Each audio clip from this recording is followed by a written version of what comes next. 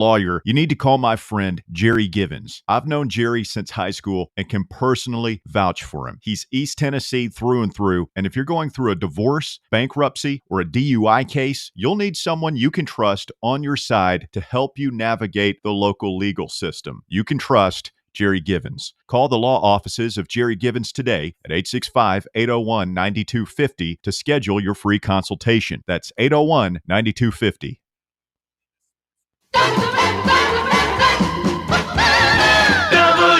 WKGN 1340, go Vols!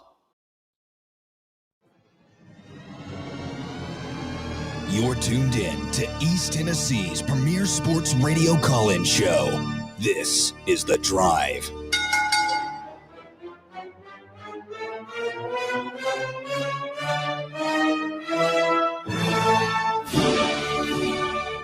And hello, good afternoon, and welcome to another stellar edition of The Drive here on Fan Run Radio. Russell Smith punching the time clock live from the White Claw Hard Seltzer studios of Fan Run Radio alongside Bob Baskerville, Walker, and Bear through the glass this afternoon. Bob, I've noticed you've had a little trouble getting, you're always scrambling as we go to air.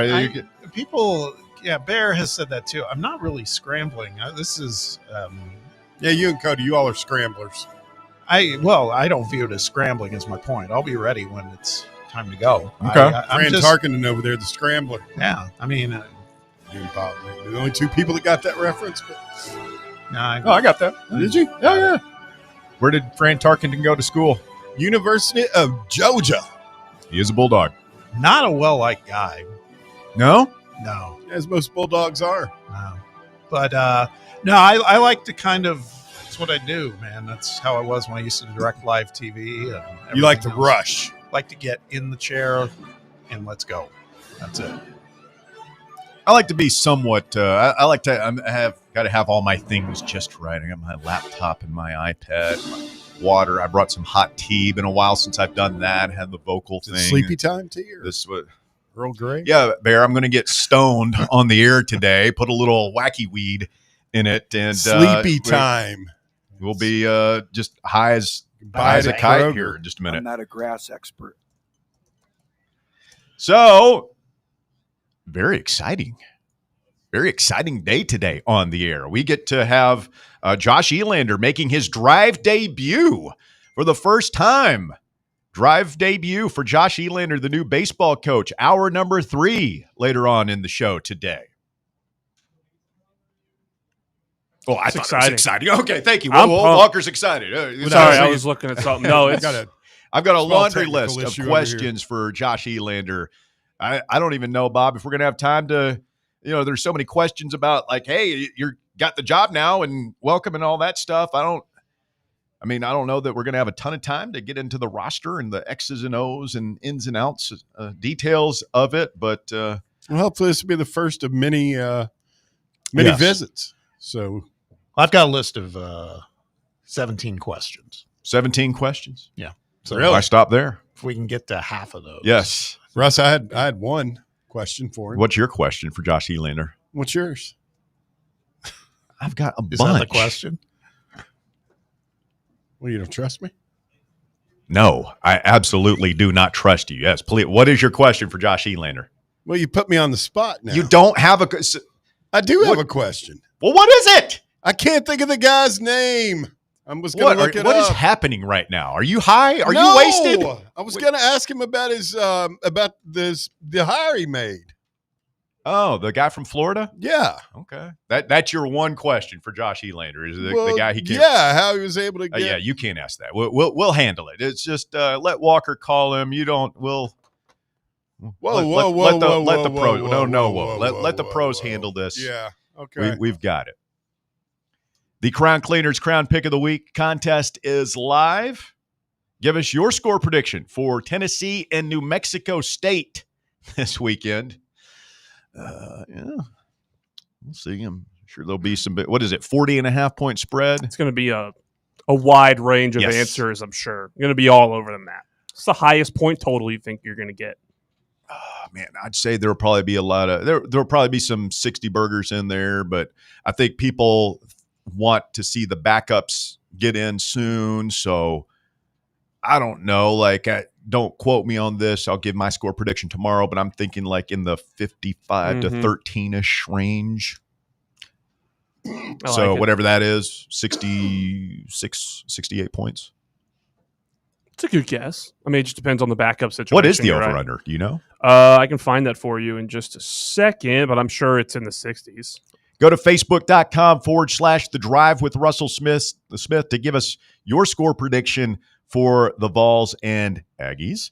And the closest score prediction will win, of course, gift cards from Crown Cleaners, the Pizza Kitchen, and Fan Run Radio. And if you won in October, you're like, where's my stuff?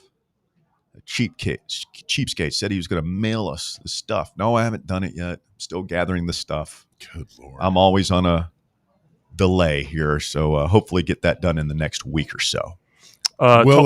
Will Nick continue his dominance over the Crown Pick'em? Oh, he only won it twice, but he guessed the right score for the last game. He just had it flipped. He had us winning 33-27. Of course, OU won. So over-under for this game is 61.5. So I would have the over. There you go. With my initial score prediction, but again, might as well bet it right now.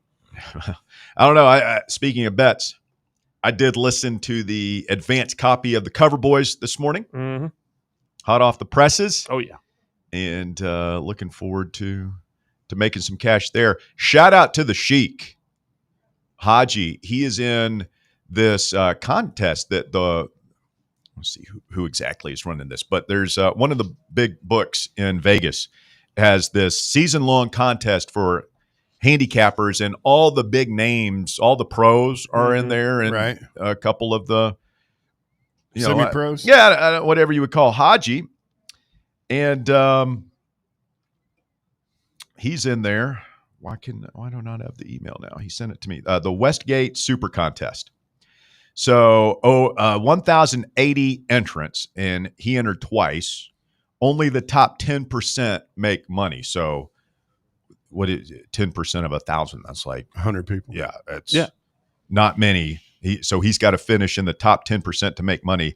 He is currently in the top 50 with both his entries. That's awesome.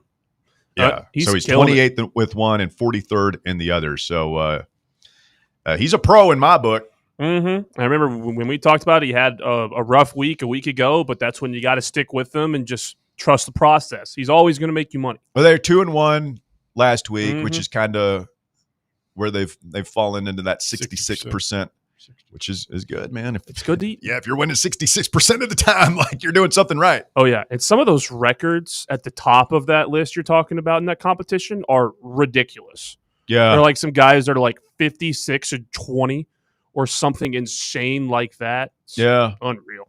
Yeah, I mean, these guys are good. So some people have an aptitude for it. It's intimidating. Yeah. Oof. He does his homework, man. If you listen to Cover Boys, and if you're in our gambling group, I think there's about 100 of us on there, and like he shares his notes and stuff, and it's intense. Oh yeah, the level of detail he goes into, and that's what you got to do to have that success. So, shout out to the Sheik. We'll talk to him tomorrow here on Fan Run Radio, and let's get into this basketball game a little bit. Bob, you were there to witness the Vols take care of business against North Florida, 99-66. The final, Tennessee wins it by 33. Does not cover. We've not covered in 2 of our 3 games so far this year. I don't know what the Sheik has to say about that. Well, with all due respect to the Sheik, Bobby, yesterday we were sitting right here, and I said, boy, I'd jump on 41.5 for North Florida because that's just a lot of points. 40 is way too many points. Yeah, that's a lot of points. That's so many. That's a higher spread. So many points. It's all the points. It's a higher spread than our spread against New Mexico State this weekend. Is what it was. That's sharp from Bobby Betts over there. Bobby Bucks. Yeah, I watched like the first 10 minutes, and then I had to go do my thing and watch the 20-minute extended highlight thing this morning. North Florida obviously overmatched. It's hard to take too much away, but you can always take something away. Rick Barnes will. What jumped off the court at you last night? Well, it was a choppy start for sure. I mean, it was a 2-point game with like 6 minutes to go in the first half, and that's when the under 8 minute TV timeout hit. I imagine Rick had a few things to say to the boys because actually, I mean, they ended up with 14 turnovers for the game, but they had 26 assists on 37 baskets. I thought offensively, I was okay with it. I thought defensively their effort was not great, and they just amped it up in the last 5-6 minutes of the first half and went on a 15-0 run, and it was kind of game over from that point on. So kind of wild. We only got 15 points offensively from our starters. Or 3 of our starters accounted for 15. Yeah. Yeah, I thought it was look, it's like what you said in these games, and they have definitely been doing it, man. They just leverage their size. They're so much bigger than all these teams they're playing so far. We'll just see how that goes when they go up against Florida, for example. Teams with size. Yeah, because I look at the shooting percentages for Tennessee last night, 52% from the field, 30% from 3. It's like, okay, that's indicative of a big team that's shooting a lot of close shots and missing a lot of long shots. And I just wonder, and again, we're nitpicking here because it's North Florida and you have to. And we hold Rick Barnes and his program to such a high standard, just like he does now, that we're always projecting forward. What's this going to look like against Houston? What's it going to look like against Florida and Kentucky? What's it going to look like in the NCAA tournament? And the things that are warts to me, 29% from 3-point range. It's like where are the shooters at? I've been complaining about that. And then with Ament, I'll be interested to see, Bob. He takes a lot of mid-range shots. He's dry. It's when he gets to the rim, he dunks it and it looks good, but he doesn't get to the rim a whole lot. There's a lot of like driving from the 3-point line and then pulling up at 10 to 15 feet. And I'm thinking, well, if he can't get to the bucket against Mercer and North Florida, well, he's not going to be able to get to the bucket against the better teams. How is it going to be relying on Nate Ament and his mid-range game so much? Because that, to me, 3 games in, looks like that's going to be a big part of our offense. Yeah, I don't know. I mean, last night he shot 6 of 16, but he shot 6 3-pointers as well. So, and he was 1 of 6 there. So if you subtract that, he was 5 of 10 from the field. Not horrible, but yeah, I just wonder how passive he is going to the bucket too, because the other thing is he was definitely last night, he had skipped a practice. He was a little tender on the ankle. Okay. I don't know. Yeah. But I mean, he was 1 rebound away from getting a double-double. Yeah. I mean, I was talking with Shumpert about this today on a podcast we do. He will likely get a triple-double at some point. I mean, he had 5 assists last night too. I didn't think he played that badly. No. I think everybody, the guy who was probably the most disappointing for me was because he got the start with Bishop Boswell out was Ethan Berg. And I think the thing with him is he always comes out like he's shot out of a cannon. And I think that's driving Barnes nuts because Barnes put him on the bench like 4 minutes into the game. Jerked him. Yeah, he's just too, he can play, man. There's no doubt about it, but it's like the energy level it's got to be like controlled somehow. I mean, there were other really good things to talk about. I mean, Estrella is obviously playing well, like I said. Yeah, he did. Thankfully, he got it in the last 10 seconds of the game. He got his 10th rebound there. But I just think he has clearly entered the phase now. Like, okay, this looks nice. Now let's see what you can do against Houston, because at that point he's going to have to guard probably a stretch 4. Those types of teams are going to be very athletic.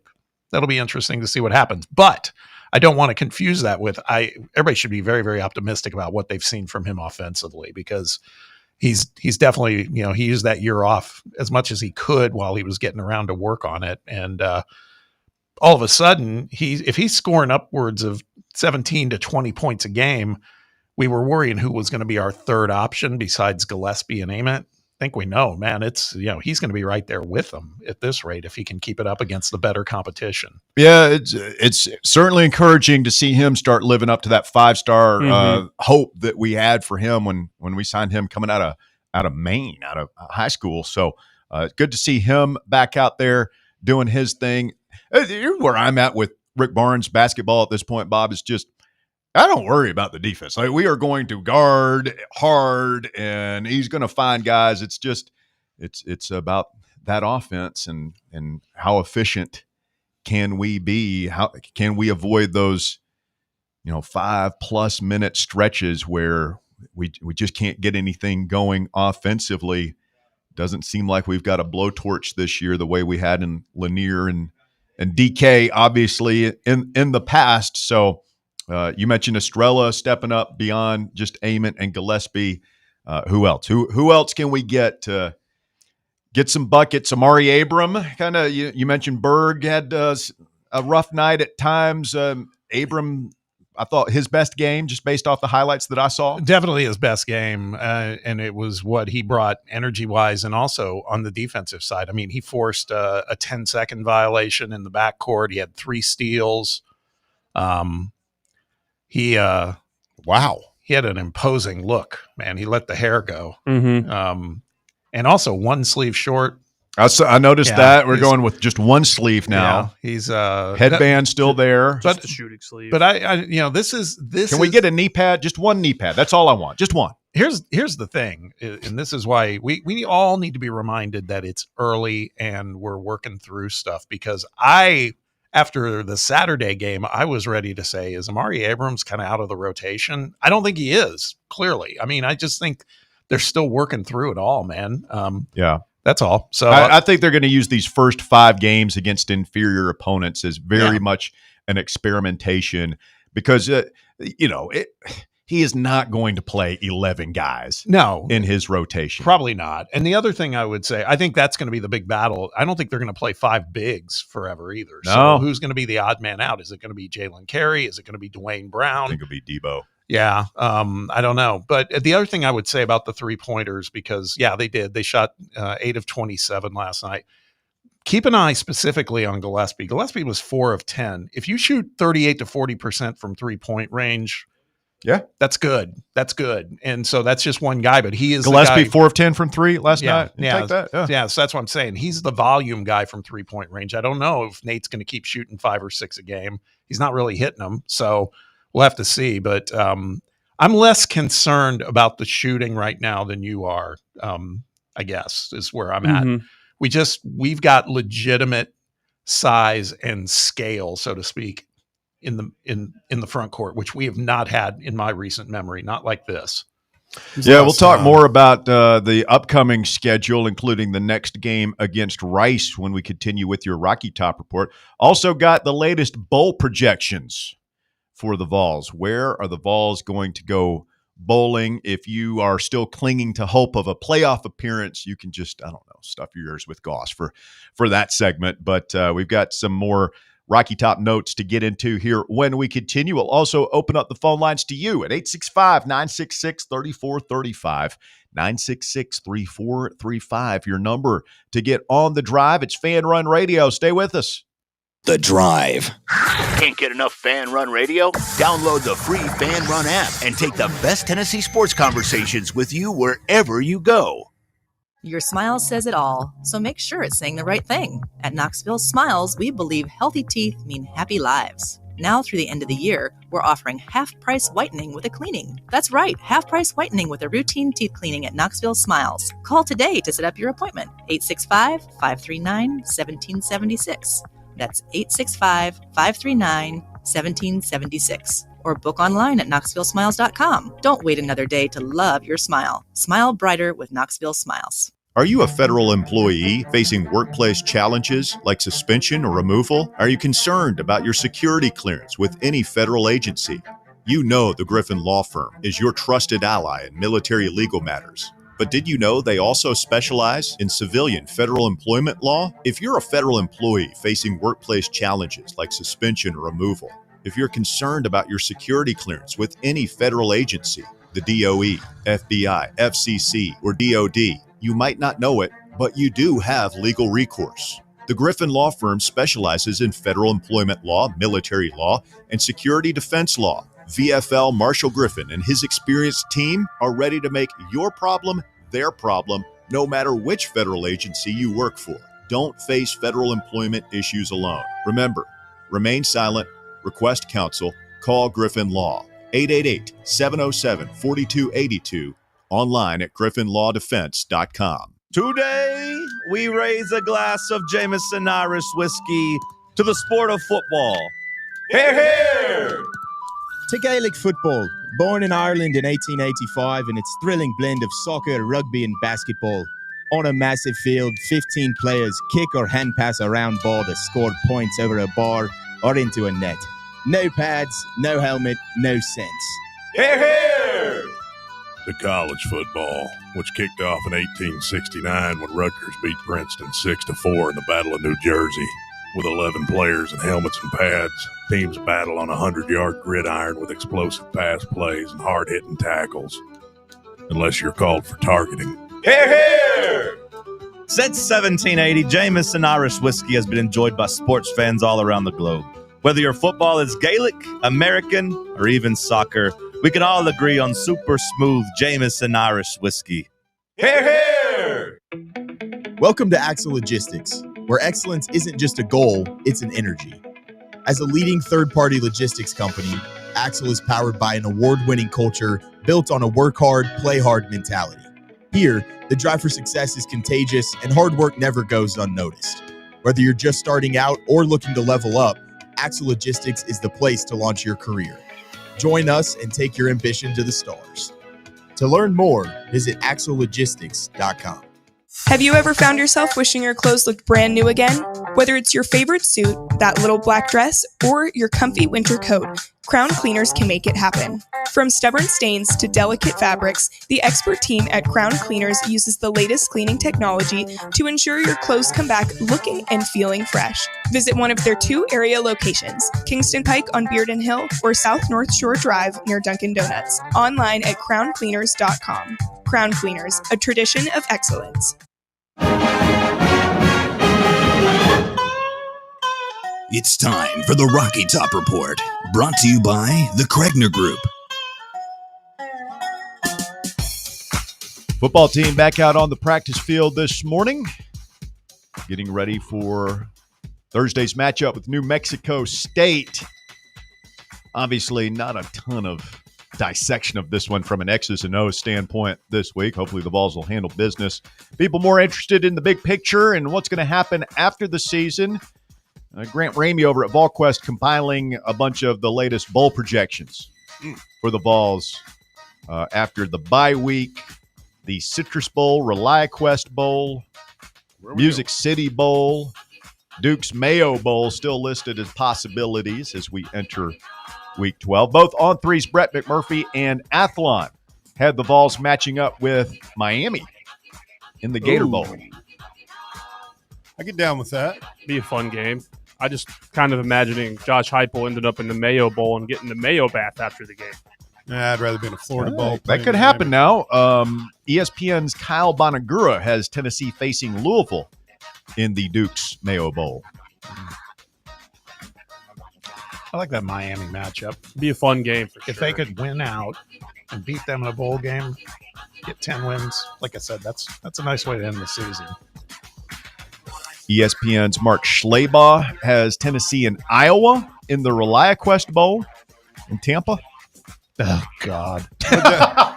You wanted one. You got it. There we go. What's Just Iowa, man. I don't want to play. boring, yeah. Yeah, it's just like I was thinking about that bowl game we had with them with Nico this morning. You think that game, that was kind of what also lit the fires of the false hope that that Nico would be good. That the prince who was promised was on his way. If we go to a bowl game and we think George Mack, do we give him the opportunity we gave Nico?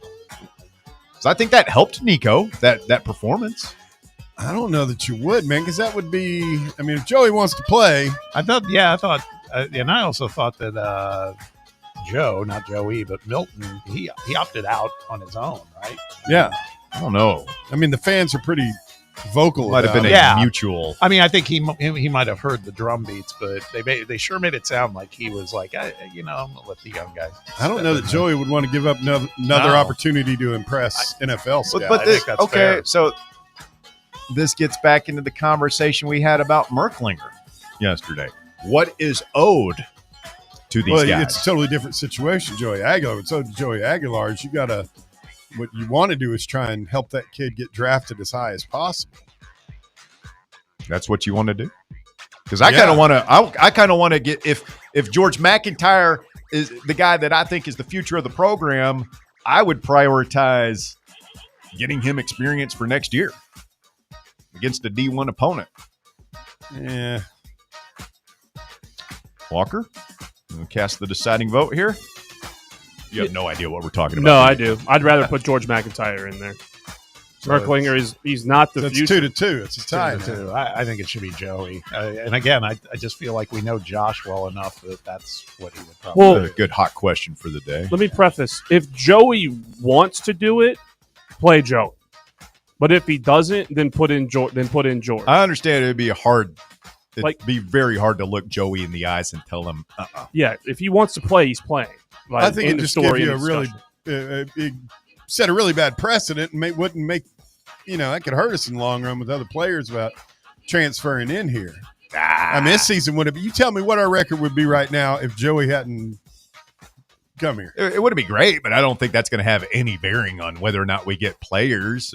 What happens in a bowl game? No, it's not about what happens in a bowl game. Players want to get just paid. How you treat them. I don't know. I'll treat you well. You can lie on this bed of money. Yeah.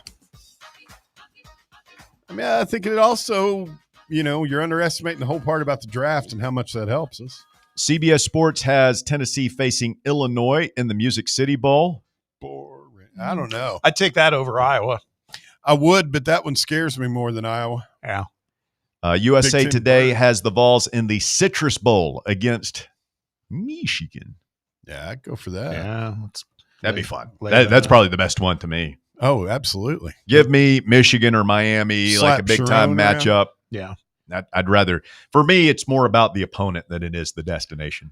But I'm happy to see and hear. Of course, that means they're probably presuming we take care of some of our business. But, we'd have to win out. I mean, we've got to win out to get the Citrus Bowl. But yeah, also, Russ, don't underestimate that would be an opportunity to get a little payback for a little thing I like to call Cockgate. Oh, yeah. Well, it would be that for certain. Cockgate. Last time we had a little bit of payback for them in 2001 after felt good, didn't it? After the Heistman was stolen by Charles Woodson. Cockgate. Yeah. Just footballed over the entire Rocky Top report bed there. Basketball wise, of course, a big win over North Florida. Take care of business there. Tennessee back in action on Monday night against Rice. 8:30 at Thompson Bowling Assembly Center and Arena. Does anybody know the Tennessee tie for this game? I do. I do know one. Presley Patterson, former Knoxville Catholic standout three-point shooter. No. Plays for the Rice Owls. He does. That is another one, though. Yeah. There's two, actually, I think. Well, no, there's three if we're counting Presley. There's one I can't speak to yet. But I was going to say Rob Lanier. Yeah, that's the one. Is the head coach there, who, of course, was Barnes' lead assistant when he first came here. Rob's coaching there. His son, he's Rob now? Is this a web thing? You him on a... I was in the same class as his son. So wouldn't that be Mr. Lanier then? Coach Lanier. No, they're buddies. They're Rob. It's Rob. Well, no, I was the third one would be. I think Emery. It's like the is time still playing Derek there, had him over and made him a hamburger.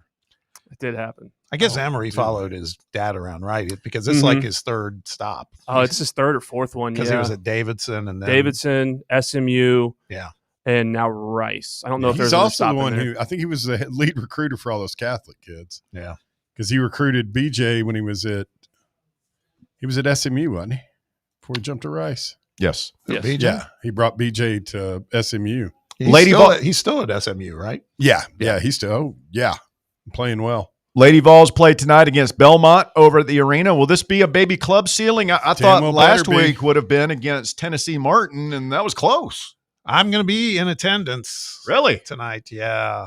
Yeah. Oh, you don't sound so excited about it. Well, there is a certain game on at 7 between Purdue and Alabama. Yeah. I mean, a massive top 10 game. Boilermaker Bob will have just stream basketball going over there. Yeah. So I saw where your Boilermakers have landed another mutant-sized human being from some far-off foreign exotic land. They just keep bringing Sanan, is that the kid's name? Yeah. Sinan? Yeah, he's like top 40 recruit, 7 foot. They've also got Daniel Jacobson this year, who's like 7'3", who he was out last year. You don't have to grin so big. Broke his Bob, leg. when you're talking No, about I just think Purdue. it's kind of comical at this point. That's all. I'm kind of stunned that he keeps playing that kind of game. Are they recruiting these guys or manufacturing them in I some don't sort know. of super lab somewhere? I don't know.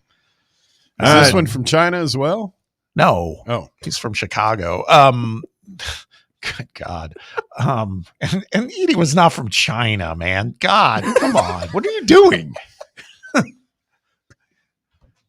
Oh my God. Back to the Lady Vols. Yes. Yes, that probably should be a blowout tonight, I would think, because Kim's probably pretty ticked after what happened at Martin. So there you have it. Yeah, I can't imagine that was a pleasant practice. how rough yesterday. you guys think she can get? Pretty withering over there? She's fiery. Oh God. Yeah. She's a fiery gal. Yeah. Soccer tomorrow.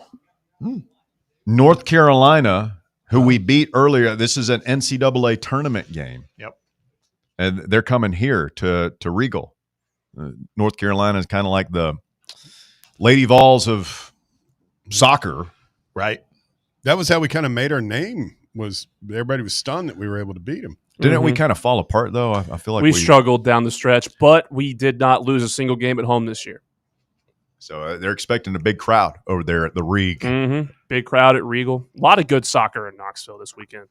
Yeah, you got the big is that the championship game? Yep, championship game on Sunday for One Knox versus So Spokane. can they get promoted somewhere? No, the, USL doesn't start promotion and demotion until 2027. But it got approved last year, but they're giving teams like a 4-year stretch to make sure that all the financials are in order because there's a lot that's involved with that. That is your Rocky Top Report. It's brought to you by Bo Kregner and the Kregner Group.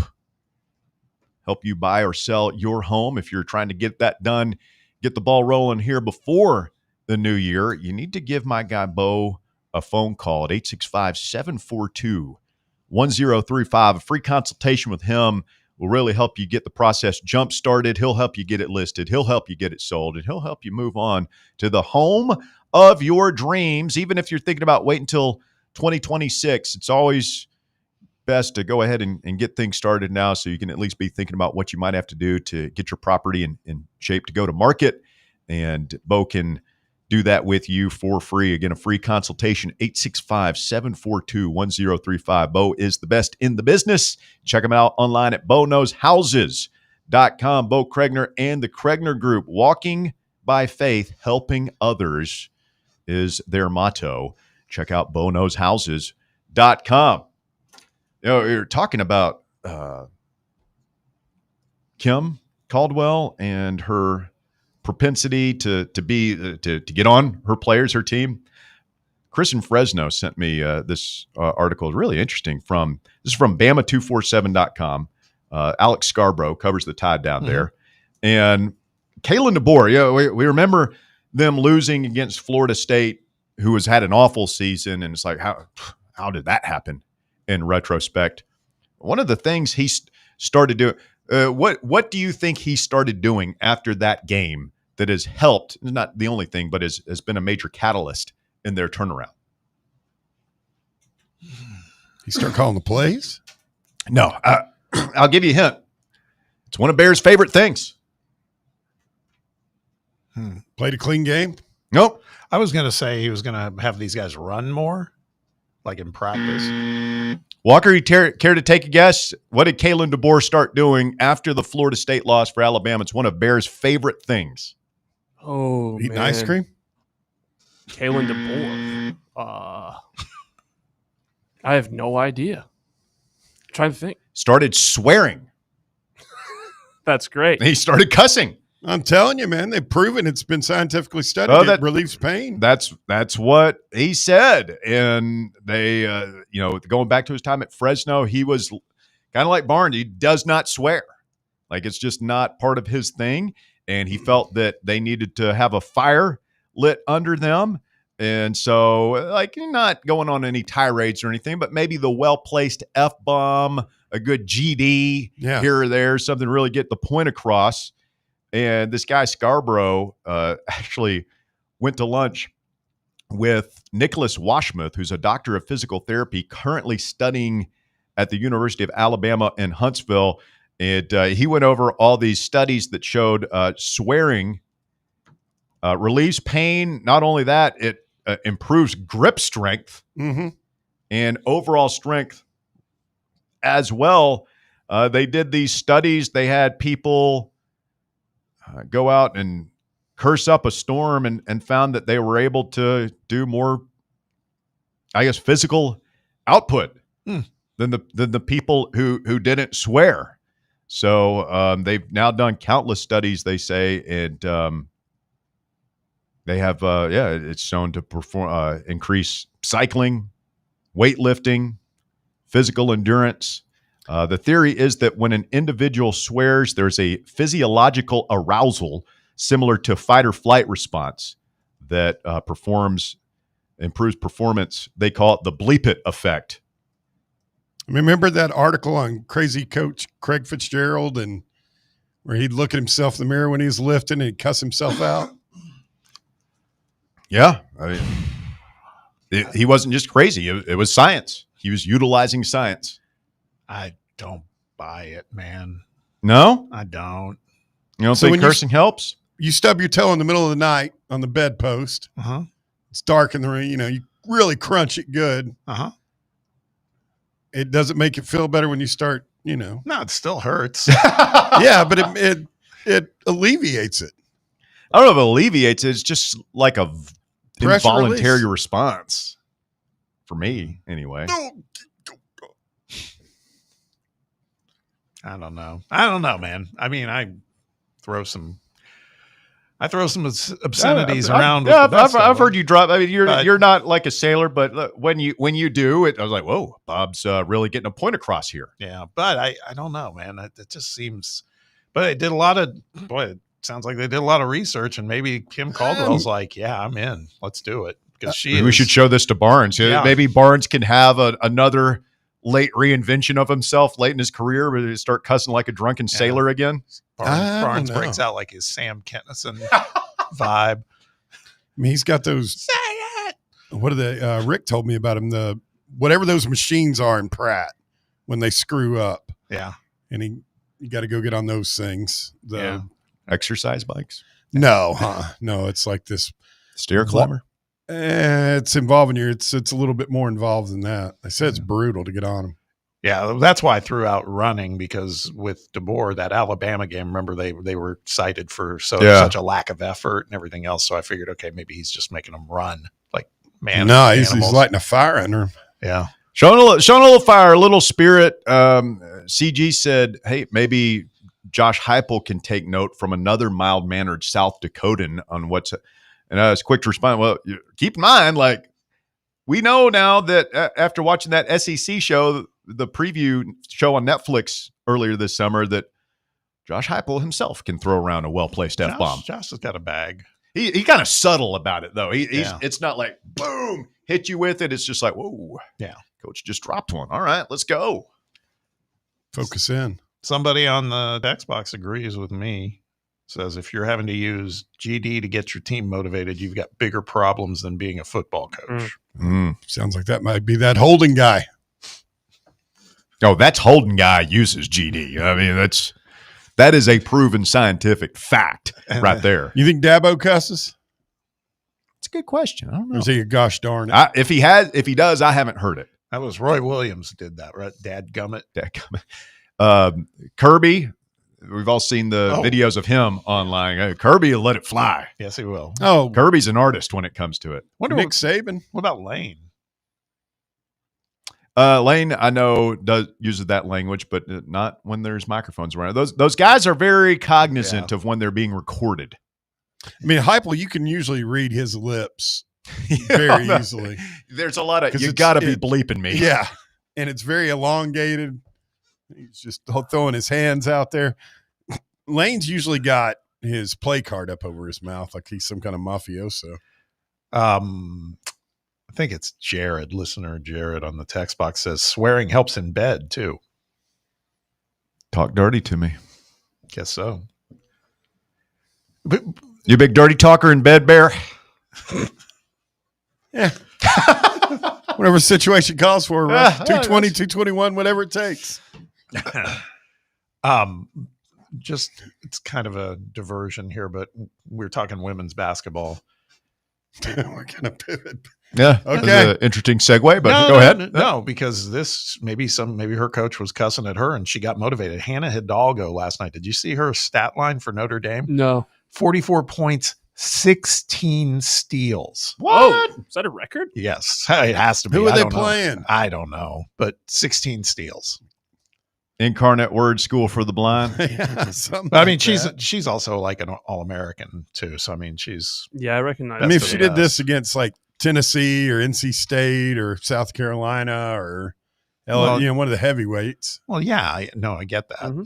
I mean, that's got to be so frustrating for the other team when you have a player like getting sick.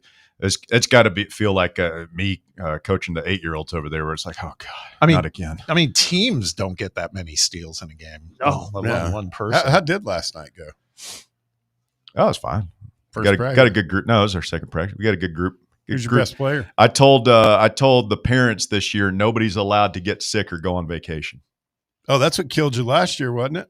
That's what killed. Like when you're coaching kids in basketball and it's strep throat, you're only going to have one or two players that can dribble the ball, that can handle the ball, and if one of them, or God forbid, both of them are out like sick or they're on vacation or something, you're screwed, man. Like you're going to sit there and watch just like a Bobby 22-2 beatdown. Was it strep or some kind of illness ran through his team last year, right at the end of the season? Wow. That's hard, man. Maybe in the year before. Yeah.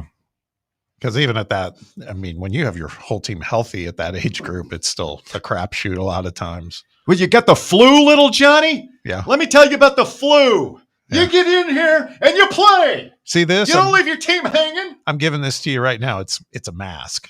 Put that on. Get out there. My mask. You get over there and cough all over the other team. How about that? Show a little want to, a little fire, a little competitiveness, some spirit. How far are you willing to go? Yeah, how bad do you want it, kids? How bad do you want it? Quick timeout. The Drive, Fan Run Radio. I'll be interested. Would love to hear from some alert listeners this afternoon at 865-966-3435. How do you approach the bowl game this year? Has Joey earned the right to be featured in a bowl game? Or are you kind of like me in this day and age of, hey, we're getting paid and there's a lot of money at stake and we got to get ready for next year? I'd kind of like to see George McIntyre get the start the way we did with Nico in the bowl game a couple of years ago. Your thoughts, 865-966-3435. It's Fan Run Radio. Back with more right after this. The Drive. You're locked onto Fan Run Radio, 105.7 FM, 1340 AM, and online at fanrunradio.com. This is Bo Kregner with the Kregner Group at Realty Executives. Here in East Tennessee, home means everything. It's where we gather, celebrate, and build our future. That's why our team treats every client like family. Because your home isn't just a transaction, it's part of your story. From first-time buyers to luxury listings, the Kregner Group delivers results that light up the scoreboard. With expert marketing, powerful local connections, and a heart for service, Bo and his team make your real estate goals a reality. If you're thinking about buying or selling, let's talk. 865-742-1035 or visit BoKnowsHouses.com. We'd be honored to help you win at real estate. The Kregner Group at Realty Executives. Walking by faith, serving others. It's time for the North Knox Siding and Windows High School Football Player of the Week. Brought to you by North Knox Siding and Windows. Call 865-689-0505 or visit them online at northknoxsidingandwindows.com. This week's North Knox Siding and Windows High School Football Player of the Week is Greenville High School quarterback Caden Baugh. Baugh was a perfect 11 for 11 passing for 274 yards and 4 touchdowns in Greenville's 56-10 win over Carter last week. Baugh also carried 5 times for 107 yards and 2 more scores as the Green Devils advanced to face White County in round 2 of the playoffs. Greenville High School's Caden Baugh, this week's North Knox Siding and Windows High School Football Player of the Week. North Knox Siding and Windows, locally owned and operated. They can handle all your siding, window, gutter, and roofing needs. Call 865-689-0505 for a free estimate or go online to northknoxsidingandwindows.com. Ball fans, reimagine your home at Broadway Carpets and Flooring for any remodeling or building needs. With a variety of carpets, rugs, hardwood, vinyl, and stone, Broadway has all the flooring and installation options you're looking for, including pet-resistant products like Pet Perfect Carpet from Shaw Floors. Visit their showroom in downtown Knoxville or the location in West Knoxville located on Kingston Pike near Pellissippi Parkway today. Whether you're heading to work, taking the kids to school, or planning your next road trip, your car needs to be ready for the ride. Hi, I'm Russell Smith, and I've been a customer at Matlock Tire and Auto Service for about as long as I've been driving. For me, it all comes down to trust. Look, I'm not a car guy, and I just don't want to get taken advantage of on car maintenance costs. Matlock Tire Service is a family-owned and operated business, and they wouldn't have made it this long if they hadn't been providing trustworthy service you can depend on. They're the home of the price match guarantee, which means you can bring in any competitor's ad, and Matlock will match the exact same tire for the exact same price. I've bought a lot of tires at Matlock over the years, and I always go there for my oil changes. You should too. They've got locations in Farragut, Hardin Valley, Lenoir City, Maryville, and Athens. Visit their website, matlocktireservice.com, to find the location nearest you and schedule your appointment. Tell them Fan Run Radio sent you. Honest service, quality work, dependable care, Matlock Tire and Auto Service.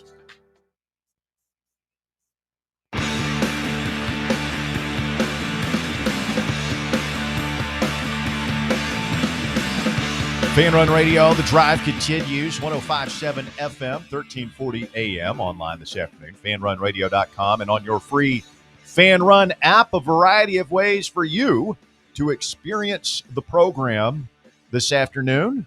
865-966-3435, your phone number to call or text the show this afternoon. If you want to get involved, now's a great time to take a shot. Josh Elander making his drive debut coming up here in hour number 3.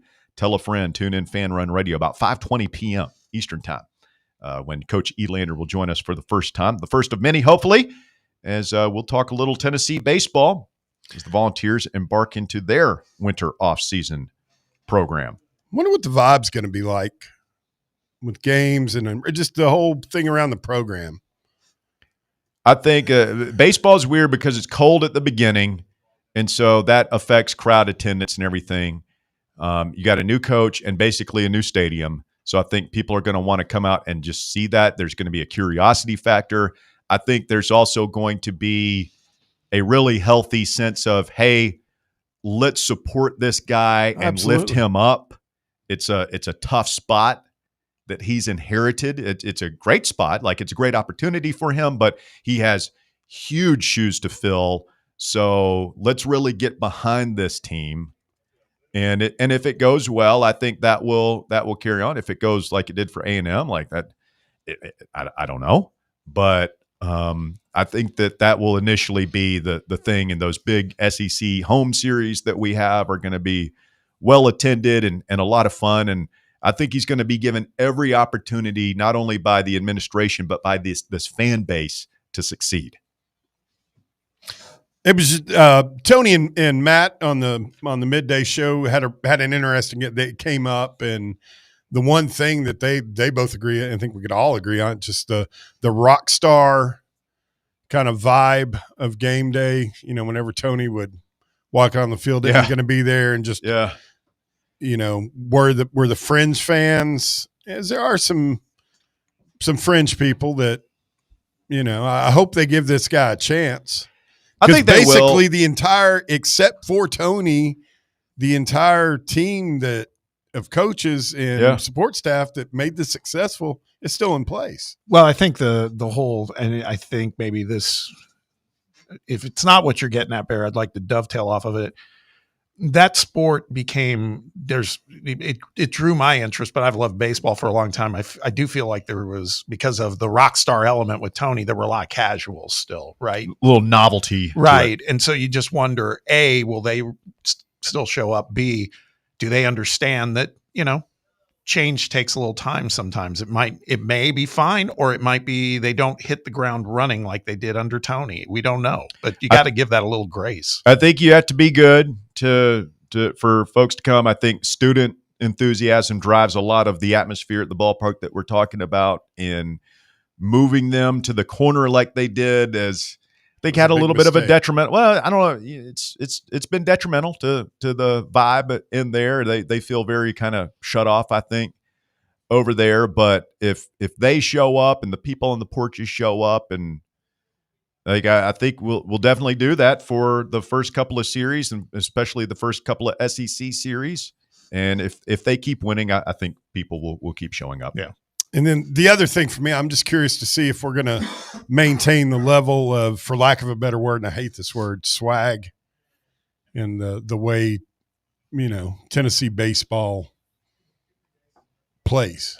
Yeah. I mean, with that bravado and swag, and that could be different though, right? I mean, we don't know. At what do you keep with the daddy hat and the fur coat? Well, that's the part I'm wondering. I mean, I don't know if I don't know. They went away from it, and then we went on that slump, didn't we?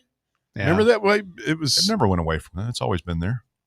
They tried to add some different stuff at one point. Yeah. Maybe they did go. I don't know. But, I mean, is that something we just do forever? Is that a tradition that's going to be like keep going in 20 years? Eventually it stops, right? I mean, if you're, I know fans love that, but maybe there's a time to get, we got a new coach, new ballpark. Maybe it's time for something else new. Yeah. Just a thought. They're going to be very talented. Oh, yeah. Yeah, man. That's players not going to be a problem. You're still going to have Frank coaching the pitchers. Elander still coaching the hitters. Like, yeah, it's one of those deals. To be clear, I'm not like this team's going to be, 30-26. That's not what I'm thinking. But I mean, particularly at the early part of the season, they may have some. Yeah, they may absorb a couple losses where you're like, man, what happened there? But I think they're going to be fine. Like Russ said, they're loaded still. Yeah, it will be interesting to see. I'm really interested to see what this guy that apparently the Florida coach, the guy we stole from Florida, it sounds like he thought he was going to be the head coach at Florida this year. I mean, it can't hurt having – that's when they announced that hiring, I started getting pretty woolly again. It's a strong staff. Yeah. Darren on the text box says, I saw Danny Upcharge responding to CG on X last night. Do we think the new entertainment district will end up replacing the Strip as far as being where UT students go to party? That's a very, very... So CG had asked Danny on Twitter when he's going to address the exterior of the stadium on the south side, kind of like the paint's all rusty and everything. And Danny responded, said that will be addressed as part of the hotel and entertainment district. But would they do that? I don't know. I mean, it's an interesting thought. I mean, because like the Strip is dead. Like when I was at UT, we went down to the Strip. Like every Friday, Saturday, that's what you did. We drank to excess down there. That's where you went to hang out and party and all that stuff. And like, I don't get the vibe that you do that anymore. No, there's still a couple of bars down there and clubs, but everybody goes to the Old City. Yeah, and most Market of it, Square. Mm-hmm. Right? Old City now is a little bit bigger, but it's all student housing on the Strip because they've taken down and closed down a lot of those old bars and restaurants that were there and just put up high-rise apartments because they don't have enough housing and they need the space for it. It's weird. It feels like a mini New York right there because of all those high rises. You get on the Strip so and congested. Dark. Yeah, it's dark and everything's always in shadows. The other thing to think about is that is on campus proper. The Strip was never really technically, legally, it wasn't on campus. Well, if the model is the Battery in Atlanta is always the model for these quote unquote entertainment districts, right? Yeah. And if it's anything like that, like those are all higher end, burger and sandwich shops, and you do have drinkeries and watering holes there, but it's not like, and I don't know, Walker, like for me, again, my day, you didn't need much. Like we didn't need, you went into the tap room or Hannah's, and there was no decor. It was just concrete floor and beer. Like, $2 beers. Usually in cups, not glasses. Yeah. Like people didn't want all the frills. We didn't anyway. I don't know. Maybe your newfangled generation. Nope. No, I mean, we were the same way, at least at Arizona State. Okay. Like, we didn't care what it looked like inside. If it looked cool inside, it's fine. But like, if it's still a place to go, it's close to where you live, it doesn't matter. Yeah, I mean, there was at 45, I'm a little bit different now. I don't like to go into a dirty bar. I want a comfortable chair and a clean table and, all that kind of, that's I guess called growing up. And they had bring your own mug nights. Had one last night. It was delicious. At a couple of different bars, you like bring your own mug and pay like $5 or $10 and you drank all night. It was Natty Light. But for $5, you go in there. You remember the big Weigels, like insulated cups? The Guzzler. Yeah. The Tennessee Guzzler. Everybody, you'd show up there with your Guzzler and $5. Where was this? It was a bar called, it's down a little bit from where Cool Beans is now, I I think. don't remember that. It was called the Annex. Good times. Setting up a big hour number 2. Get all the latest and the greatest from Walker when we continue here. Old pal Lucas Panzica going to stop by and chit-chat with us a little bit later, and we continue to get ready to hang out with Coach Elander in hour number 3. Stay with us. It's Fan Run Radio. We're back with more right after this. The Drive.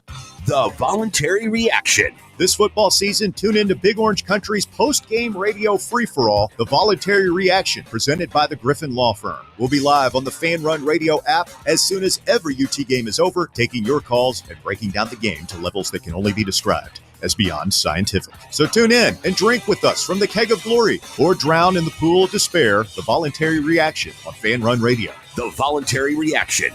Raw, unfiltered, real. Got a problem tree looming over your home? Call ECR Total Landscapes. Whether it's trimming, removal, or storm cleanup, our certified pros get the job done safely and efficiently. We're licensed, insured, and ready 24/7 for emergency calls. Big or small, we cut them all. ECR Total Landscapes. Call now for a free estimate, 865-384-2012, and mention promo code FANRUN for free stump grinding on any tree removal now through the end of the year. Also, visit us at ecrtotallandscapes.com. Citizens National Bank. Looking for the ideal gift this holiday season? Visa gift cards from Citizens National Bank make the perfect gift. It's the right size, the right color every time. Ask about personalized bulk orders for your family and friends or customers and employees. For more information, call or stop by today. Citizens National Bank. Banking never felt so good. Member FDIC, Equal Housing Lender. Barley's has live music on weekends, general team trivia on Wednesday nights at 8 p.m., and now live sports trivia courtesy of the Knoxville Trivia Guys every Thursday night upstairs. The game starts at 7 p.m. and is free to play for everyone, so head on down to the Old City and show off your sports knowledge and win gift cards to Barley's. Use those gift cards to buy some delicious food and drinks, and you can take it all in with their wide selection of TVs and indoor projectors. Barley's Tap Room and Pizzeria. In a world filled with deadlines and screens, sometimes we forget the simple joys of life, days filled with special moments. At Inward Half, we understand the essence of these moments. Feel the difference between our breathable fabrics and flexible apparel as you disconnect from the hustle and bustle and reconnect with what truly matters. Inward Half. Simple luxury for on and off the course. This football season, crack open a cold beer that doesn't fumble the flavor. Garage Beer is 100% beer-flavored beer. No gimmicks, just cold beer. Co-owned by the Kelsey brothers and brewed right here in the Volunteer State, Garage Beer is perfect for fall fire pits and Tennessee tailgates. So pick up a 12-pack today of the official beer of Football Fridays on Fan Run Radio. Garage Beer, 100% beer-flavored beer. You're listening to FM 105.7 and AM 1340, WKGN Knoxville, and W289CU Knoxville, Fan Run Radio. The following radio theater is brought to you by Men's Pro Knoxville. Hey, Dad, you want to play football? No, buddy. All right. Pops, want to work out? Maybe later. Hey, kids are in bed. What you up to? Tomorrow? You've got one life, and it's too short for not nows, maybe laters, and tomorrows. If you have ED and performance issues, your family, friends, and even your career has already been affected. Book your discreet evaluation at Men's Pro Knoxville and turn your tomorrows into today. Yes! Touchdown! Come on, one more, Dad. Today! Push, Dad. One more. Come on, push. Hey, kids are in bed.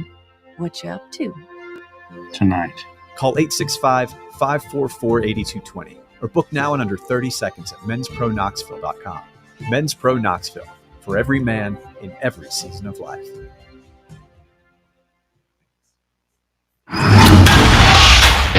It's time for the Drive's Top 4 at 4.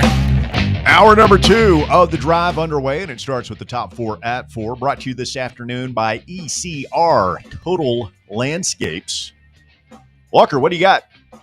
At number 1, Tennessee basketball advanced to 3-0 last night after a 99-66 win over North Florida University. JP Estrella impressed once again off the bench, scoring 23 points and 10 rebounds in 20 minutes. Nate Ament finished with 19 points, and Jacoby Gillespie had 21. You know, one person we didn't mention, but he turned in a perfectly on-brand performance was Kate Phillips. Oh, just catching lobs and sort of is what he is, isn't he? 9 points, 9 boards, 2 blocks, just efficient. Borderline double-double. Brings his hard hat to work every night. Mm-hmm. Real lunch pail type of guy. Well, you brought it up. Blood and guts. You brought it up last night in our text chain. When is it going to be time to put JP in that spot over Phillips or Akpara? Over Phillips, maybe. I think Felix. Felix a rim protector. Yeah. Is Akpara and Estrella, is that too much size on the court? I think it depends on the matchup. That's what I'm saying. We don't know if JP, guarding a stretch 4 in this era of college basketball, that might be a challenge. Then we might start him against the Big Ten. Both of them. Yeah, maybe. Thinking it would have been handy against Purdue. Oh, yeah. I mean, that's probably the way our roster is built, but I just feel like we have played our best basketball the last 3 or 4 years when we play small with a Josiah Jordan James or, a small stretch forward that could shoot it. Yeah, a little bit. We just don't have that roster this year. Well, we don't have. Can Ament play the 4? I mean, that's kind of a question I have is can he be that stretch 4? And then, if Berg and Amari Abram both get going, that would be a compelling lineup. Boswell play a little smaller. I mean, we saw it again last night. JP can shoot a 3. I mean, so can Felix. Yeah. They're both stretch bigs, and Barnes is giving them both the green light. But I don't see Felix getting benched. No, me neither. He's the guy. If he can get 10 points, that's a bonus. But last night, he had 3 blocks, mostly on jump shots. I think he's too valuable defensively, and we know what defense means to Barnes. So. At number 2, Baylor Athletic Director and College Football Playoff Chairman Mack Rhodes is stepping away from both roles for personal reasons. Rhodes told ESPN that he initiated the leave from Baylor role, but declined to explain why. Baylor told ESPN that the university received allegations involving Rhodes on Monday. The allegations do not involve Title IX, student welfare, or NCAA rules, and do not involve the football program, indicating it's a separate incident from Rhodes' alleged altercation with a football player during a September game.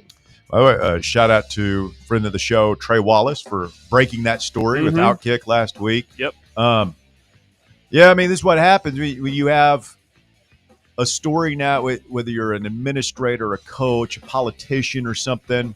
One story comes out, oh, this guy mistreated me, right? And if it comes out and it's a big deal and it gets some traction, then all of a sudden, every other person that guy mistreated in the last 10 years is going to come out and say, hashtag me too. Me too.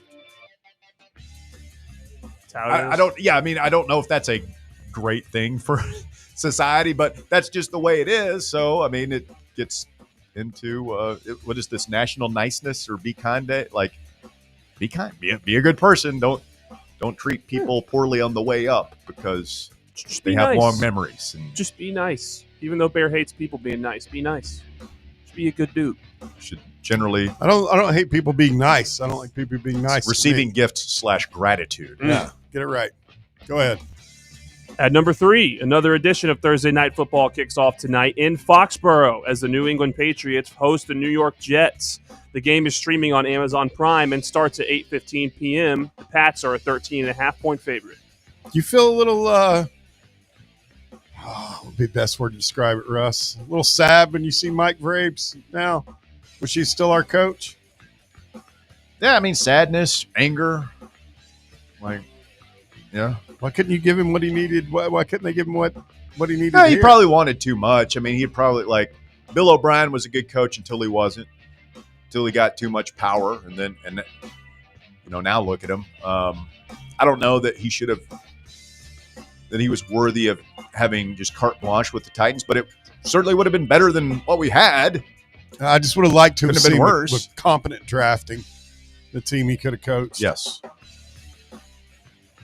And at number 4, Tarek Skubal has won his second consecutive AL Cy Young Award, and Paul Skeens followed up his Rookie of the Year season by winning his first NL Cy Young, getting all 30 first-place votes. Skubal became the first pitcher to win back-to-back awards since Jacob deGrom in 2018 and 19, and the first AL pitcher to do it since Pedro Martinez in 99 and 2000. Skeens becomes the only the 5th pitcher to win a Cy Young Award in his first or second season, joining Fernando Valenzuela, Brett Soberhagen, Dwight Gooden, and Tim Lincecum. Fernando Valenzuela. You Good remember list. when Oh, yeah. blew Fernando up? Manny. I was a little bit young, but I've seen the films. Sports Illustrated. He was on the cover. And I never saw Skeens being this good this fast. It's ridiculous. Really? No. I I figured did. he'd be a good major league pitcher. No, man, he was Rookie of the Year less than a year out of college. He was. I kind of thought he would be good. I As did hard too. as he threw and, like, physically imposing. Well, as in that guy fairness, is. he looked like he was about 32 when he was playing against us in the College World Series. I mean, he was fully seasoned. Yeah. It didn't shock me at all. Houston never thought he kind of pulled the bear on Skeens. He doesn't like him. Will never like him, and won't you bring don't like Skeens? No, Houston back in the day. Do you Oh, remember Kress, that? Yeah, no. Kress. He would never give him his due. Very bear-like, but I always thought he was incredible. I wish he'd come here. I think Tony would have gotten 2 Yep. World Series if he had just been willing to sit. Who we ended up sitting anyhow that year. Mm-hmm. It's God. He left. He transferred out. We had Burns and Dolander. Burns. Chase Burns. Mm-hmm. No, I mean, still the craziest thing about Paul Skeens is he didn't start pitching until halfway through school when he went to one of I think it was Air Force. Yeah, he's and a catcher. He turned him from there. a catcher into a pitcher, and within 2 or 3 years in college, became the most dominant college pitcher we've almost ever seen, and is now one of the most dominant pitchers we've ever seen in the 21st century in the MLB. In dating Livy Dunn. Boy, to have his life. And he'll be playing for like the Yankees or the Dodgers soon enough. Well, he's already having to shoot down those rumors. Yeah. There was a story where he had told teammates that he can't wait to get to the Yankees, and he's shooting that down. Somehow I don't see him re-signing with Pittsburgh. No. I guess he's got at least, what, Wonder 3 where more he's years? going to Boston, L.A., Yankees. If he's not a Yankee or a Dodger, I will be stunned. Mets. Maybe a Met. Cubs. If they really want to spend that much So I'll money. tell you who else. Don't play coy over there, Russell, because you all had the 8th largest payroll in Major League Baseball last year. But Well, they're saying that, I mean, that's the rumors that they're on all the Brave sites, is that they're saying that they're going to spend Really? this offseason. Because you guys haven't been real free. It hasn't been free agents you guys give your big contracts to. It's homegrown talent. The farm The system. president said that they could see them getting top 5 in payroll. Wow. Well, I will. I mean, they said similar stuff last off season, so I will believe it when I see it. It's Liberty Media. They got all the ties to Ramco and a bunch of other Saudi money. Must be nice to root for a team that has a big payroll. Who's your team again? The Cincinnati Reds. Ah, yeah. Enjoy that. Tough times. How long is it going to be till De La Cruz is in Dodger blue or Yankee pinstripes? That is the top 4 at 4. It's brought to you by ECR Total Landscapes. And folks, now is the great time with all the leaves falling off the tree. You get a better look at like what it actually is under there. And oh man, maybe that thing's dying. Maybe it's leaning a little bit. Maybe your house is underneath power line, something like that. Don't wait until it's too late. Call ECR Total Landscapes. They're actually going to be at Stately Smith Manor here week after next, taking some trees out of my yard. I trust my yard to them. You should too. ECR Total Landscapes. They'll come in and professional tree removal, trimming, storm damage cleanup. If you need any old trees, they got to go. Now's the perfect time to give them a call. Plus, free stump grinding through the end of the year, so you better get in and book that service now so you can take advantage. It's going to save you hundreds, maybe thousands of dollars to get the free stump grinding from ECR Total Landscapes. Just mention promo code FANRUN when you sign up. That's promo code FANRUN, ECRTotalLandscapes.com, or call 865-384-2012 to schedule your free estimate, just like I did. Again, that number, 865-384-2012, online at ECRTotalLandscapes.com. Russell, Bob, and Bear, Walker hanging out with you here on a Thursday afternoon edition of the show. Talking a little Tennessee hoops after the Vols took care of business against North Florida, and really just counting down the week and a half or so to that big game against Houston on a Tuesday night out there in Vegas on Feast Week. Should be a lot of fun there. And starting to get into the weeds a little bit. And college football this week, Tennessee back in action against New Mexico State. How much are you going to watch of that game? Oh, I'll watch it all. It's Tennessee football. Yeah. Well, I mean, my attention will probably wane a little bit. Yeah. We're watching. We're going to go over to a friend's house to watch, but I'm just curious what the crowd will be like, all that stuff. They said all these games are sold out, right? According to Danny, what Upcharge? Danny Upcharge, I like that one. Danny De Niro. Yeah, 27 in a row, he said. Yeah. So, I mean, I think it'll be a good crowd.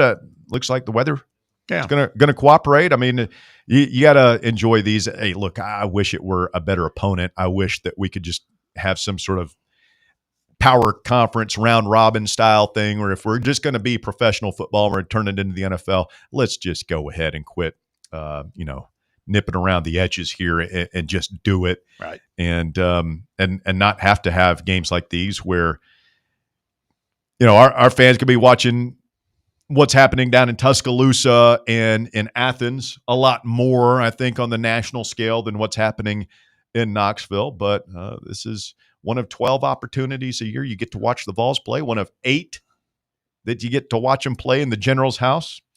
You might as well enjoy it. And it'll be like late February, people will be like, oh, man. I'd killed this so dude far to away. watch him play Exactly. New Mexico State. Yeah. Yeah. It goes by so fast, man. I'm trying. I can't believe it's already, we're almost a week out from Thanksgiving, 2 weeks? Yeah. 2 weeks from today? 2 weeks from today. Golly. Yeah, I try to enjoy it. Try to enjoy it. So again, the text from last hour about the entertainment district replacing the Strip. Interesting conversation. I don't know that you can replace the Strip. I don't know that. I don't know. Will students want to go down there? I'm more interested. Like I have no doubt that that's going to be a hopping place. I mean, can you imagine the crowds getting out of there on game day, just trying to walk around? But like, what is it on a night like tonight? What does it do on a January Wednesday night before a basketball game? Are people going to be hanging out there and then walking over to the arena? But you're a perfect person to ask, Bob, because you're a ticket holder and everything, and like. you like to go and have a bite before you go to the ball game. Will you try and make that your place to go and then just walk over? Yeah, I'm sure the newness of it whenever it happens would be, although it's like anything in Knoxville, man, a new restaurant opens, everything, it's just packed. Yeah, it's going to be jammed. So that's the thing. I can't imagine what it'd be for a football game. I got to be honest with you.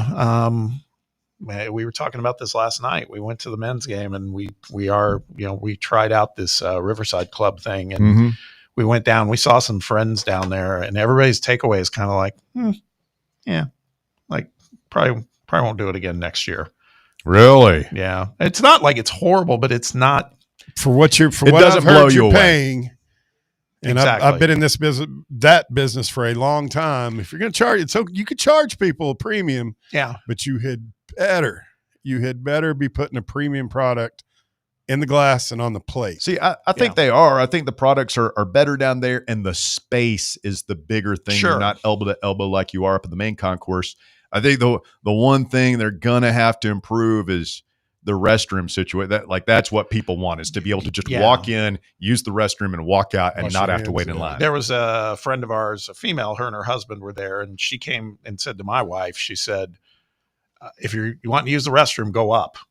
Because really? Yeah, she just said there were 5 compartments, whatever you would call it, for the. Yeah, they're gonna have to build, because when I went, there's that small bathroom down there where I stood next to Reggie Miller at the urinal. Yeah. And then they had brought in some. Such a weird claim to fame. They had brought in. It's important. They brought in some of those trailer things that are kind of all the rage at these outdoor events now. Yeah. And like that, that's where I went, and you still had to wait in line. It's like they not a porta toilet. You're gonna have to build just another restroom, I think. Yeah. Yeah, and I mean, we didn't eat dinner, so we did the whole, we'll go down there and we'll find something. And I was like, I got a burger and it was fine. It was also $15. And it was fine. It wasn't bad, but I was like, come on. And Sue was more interested in maybe like one of those personal pizzas they don't have them down there. Got to go upstairs for those. I dig that personal pizza from Papa John's. Yeah, That's exactly. always good. Yeah. Yeah, he ripped that off from the goat. Pizza Hut, personal pan pizza. That's right. So that's why I don't want to make it sound like it's trash or it's anything, but it was kind of like, man, if you're going to, again, man, it's about the experience. It's not jaw dropping. If you're going to charge people pretty nice money, you should probably deliver. But you are right to say, like, you go down and you can at least walk around and you have some space and it doesn't feel like you're jammed in with everybody. Well, it gets back to the conversation we were having yesterday when you're talking about the entertainment district, which that is going to be a huge project, right? Like, it's going to make what they've been doing at Lindsey Nelson Stadium look like small potatoes. Yeah. That's going to take 2 years at least. It'll take longer, I think, to complete. Yeah. And I think that what I've seen from fans, and if I'm just being an old man who's whining just to whine, let me know. I see a lot online of like, I don't know that we want this. I don't know that we need this. It's kind of like the third deck to the north end zone. Right. Yeah. Yesterday, we were having that conversation. There's a lot of competition down there. I mean, as the crow flies, it will be less than probably, I would say, no more than 1.5 miles from the Kearns Food Hall and Entertainment. That whole thing they've got up there right across the river. I'm just thinking about during the construction process, which will take years. I mean, you think it's hard getting in there now? Yeah, I'm thinking of the whole Neyland Drive aspect. I mean, they're going to have to block some of that off or something, I would think. I don't know. I mean, I'm not a contractor, but it's like, I just think of all the pain points it's going to take to get there. I don't know, man. I don't know. I can understand why some people are like, why do we need it? Because I think he's probably looking at it as one big giant river of revenue. Yes. So, I mean, that's basically what the old city is for the Smokies. Mm-hmm.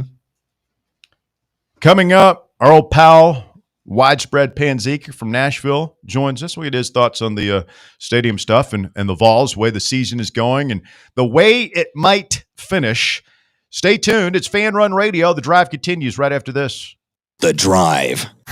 Catch up with all things Fan Run by subscribing to our podcast feed. Like, rate, and download the show from the Fan Run app or wherever you get your podcasts. Hey, Knoxville. Surfside iced tea and vodka, made with real brewed tea, is only 100 calories, 2 grams of sugar, with no bubbles and no troubles. That's right, zero carbonation, so it's easy to sip and enjoy. Headed to a game day or party at a friend's house? Bring an iced tea or lemonade variety pack from Surfside, or try their green tea and new raspberry tea vodka. Find the can with the sunset stripes this season. Surfside iced tea and vodka, sold at bars, restaurants, and stores near you. Surfside iced tea and vodka, sunshine in a can. Must be 21 or older. Enjoy responsibly. Dick's House of Sport at West Town Mall is a destination devoted to sport, and it's your destination for exclusive events and experiences. Come visit a store like no other. Check out our 40-foot rock wall, golf performance center, Hit Tracks batting cage, and outdoor turf field. You can now rent our space for private events and birthday parties. Learn more about our events and exclusive product launches on Facebook and Instagram at Dick's House of Sport KNX. Dick's House of Sport, proud partner of Tennessee Athletics. For over 3 years, Crumble Cookies has served the Knoxville area. From Clinton Highway to Parkside Drive, even our friends out in Maryville have reached you, our fans, with the best cookies in the game. This fall, Crumble is gearing up for yet another fantastic season. Whether you're tailgating or looking for a pick-me-up after getting the kids from school, Crumble has you covered. Download the Crumble app to check out this week's rewards and features. And stop on by. Tell them Fan Run sent you, but don't miss the cookies. Blackford Veterinary Surgery Referral specializes in surgeries not regularly performed by your pet's general veterinarian. They're currently accepting referrals from vets all across the country. With their newly renovated state-of-the-art surgery center and highly trained staff, clients can rely on professional and thorough care. If your vet says that your pet needs surgery or rehab, ask for a referral to Blackford Vet and let them get your best friend back on its feet. Located conveniently in West Knoxville. For more information, visit blackfordvetsurgery.com. Hi, I'm Jessica Lodgen, one of the hygienists here at Knoxville Smiles. If your children are having sleep or behavioral issues, we have things we can do in modern dentistry that can help not just with their dental health, but also their overall health. Early intervention is the key for younger patients and can avoid costly procedures later in life. If you'd like to learn more, give us a call here at the office and schedule an appointment. 865-539-1776. Or just book online at knoxvillesmiles.com. Smile brighter with Knoxville Smiles. At Knoxville Insurance Group, they understand the challenges many consumers face when searching for insurance coverage. That's why whether it's for you, your family, or your business, they create a coverage plan specifically for your unique needs. Knoxville Insurance Group is an independent firm, which means they aren't beholden to just one insurance company. They search multiple companies acting as your negotiator to find you the best possible policy and price. Start a quote in minutes at knoxvilleInsuranceGroup.com or call them today at 865-694-9788.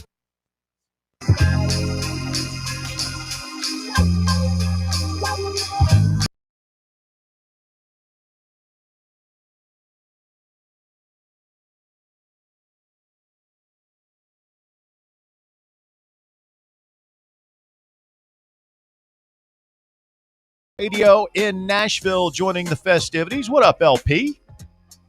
What's going on, fellas? Beautiful day in Middle Tennessee. How's it going for you guys? Oh, just swimmingly. We got New Mexico State coming in. Lucas, it's a big one here on Rocky Top.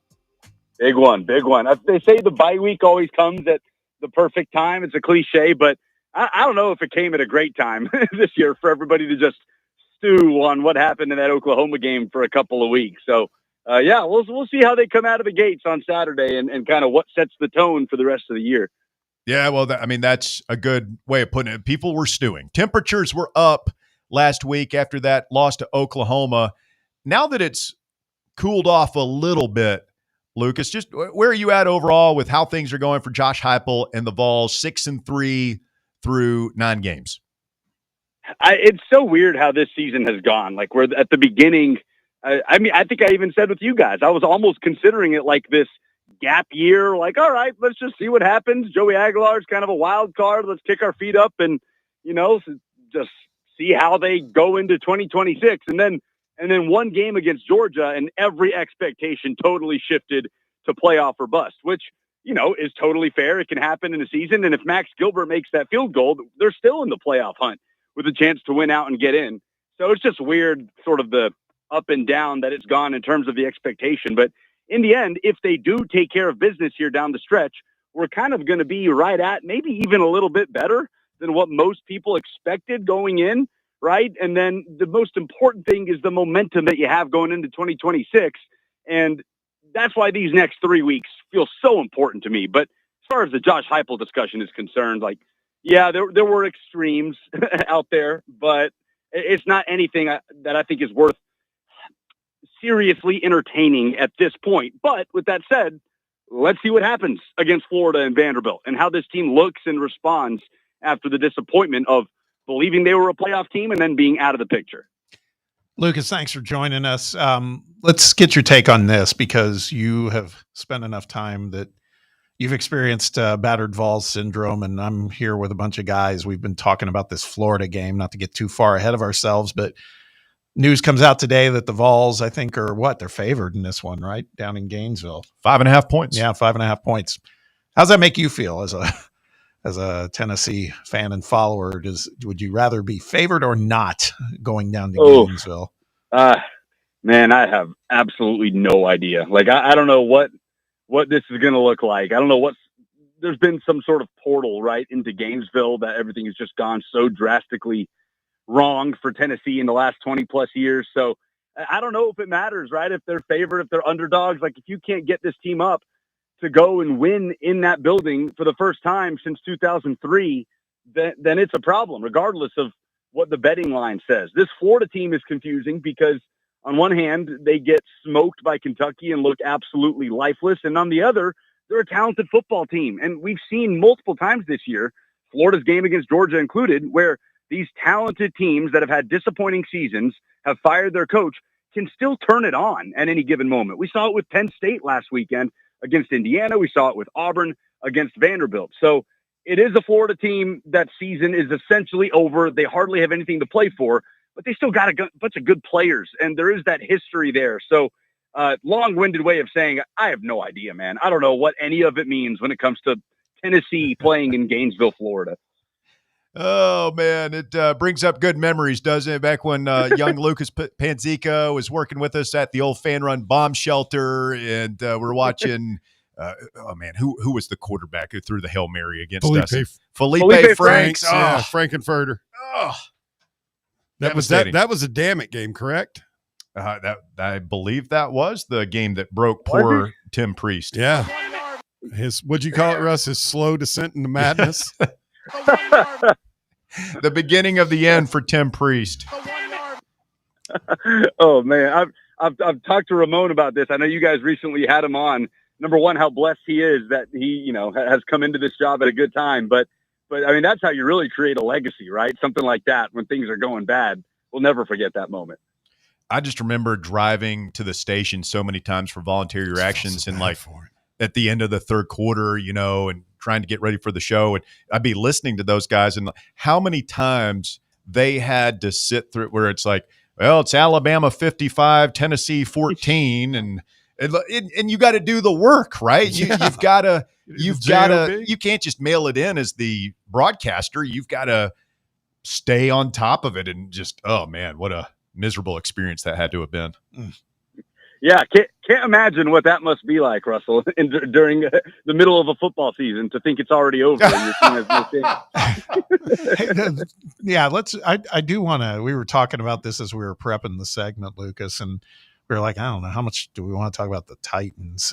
But the one thing I do want to talk about, because of my background in TV and stuff, I think what just got announced yesterday about the television coverage of this Titans-Texans game, from my perspective, it's almost unprecedented. I don't recall this happening.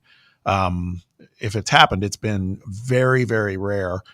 But I'm just wondering what you guys are hearing, because my theory is some of it is the games, on television in these markets in the state of Tennessee probably just aren't pulling, and that's the harsh reality of it. But are you hearing anything else?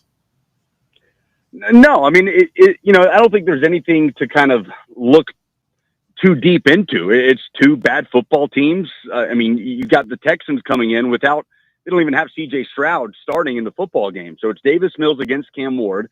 And unless you have a legitimate vested interest in either of these teams, then there's really no reason to turn on this game, right? And like you guys know, when I was in Knoxville, the only people that were around me, and Russ, you can speak to this better than me, being an East Tennessee guy and being a Titans fan, there are a lot of people like you out there for sure. But from what I remember being in Knoxville, the vast majority of Titans fans around me were the other folks that were from Nashville and were going to school in East Tennessee or whatever. So, I don't think it's ever been a huge draw to begin with, on top of they're 1-8, and it's just kind of a get to the finish line kind of season. We understand where they are.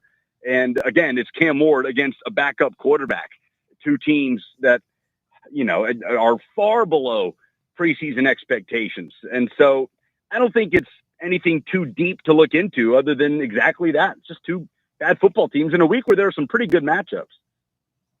Yeah, I was going to ask you, do you have flashbacks to the Troubles, as we refer to them, when you're doing these Titans shows, you and Buck over there on the Zone, and you're talking about it for 3 hours a day?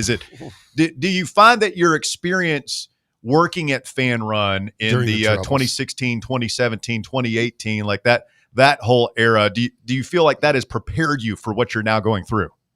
Yeah, no question. The training that I went through at Fab has completely prepared me for this moment. No, man. I mean, it sucks, to be in this spot, and everybody kind of acknowledges it. And you can't do anything but move forward here and see if Cam Ward can show some sort of improvement over the back half of the year. And they're going to have good draft. They're going to have a high draft pick and see what they can turn that into in terms of draft capital. So it's a tough place to be. There's no question. Like, they are in dangerous territory when it comes to the Titans era and that rock bottom conversation. And there are some things that, are starting to get unprecedented, right? Like, it's been 3 years since the Titans won back-to-back games. Mid 2022 is the last time that happened. It's been over a year since they won a game at home. And yet still 2025 is the first year out of these last 3+ seasons of losing football where there has been this acknowledgement of this is a rebuild. We are building out from here. Patience over panic. Draft, develop, retain. It's going to be a long process. So that is part of what makes it frustrating is the amount of turnover and kind of, towards the end of the Vrabel, John Robinson era, there was kind of this rebuild on the fly kind of thing that didn't work. And then Rand Carthon comes in and spends all that money and says, let's see if we can go ahead and put a competitive team on the field. So it took until just now for this acknowledgement of no. All right, let's take a step back. This is going to take a while. And you find yourself with needs at almost every position. And this is kind of the product of that. Okay. We've brought the room down on the Titans. You want to talk Preds? Let's talk about the Preds. No. Are they fielding a team this year? Yeah.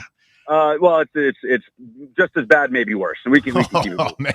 Tough times on Broadway. Now let's go back to when Vanderbilt football is carrying the banner for the city, something has gone drastically wrong. Hey, whoa. What about Nashville SC, man? Come on. They lifted a trophy this year, a bunch of club records. They've got star players. Nashville SC is out here carrying the torch for Music City Pro Sports. That's awesome, man. I saw you did a play-by-play of a game with Messi. That's got to be a pinch yourself moment, right? For sure. No, for sure. I mean, we're in year 3 now of Messi being in the U.S., and so that was my first opportunity getting to do a Nashville game against Messi's Miami in person.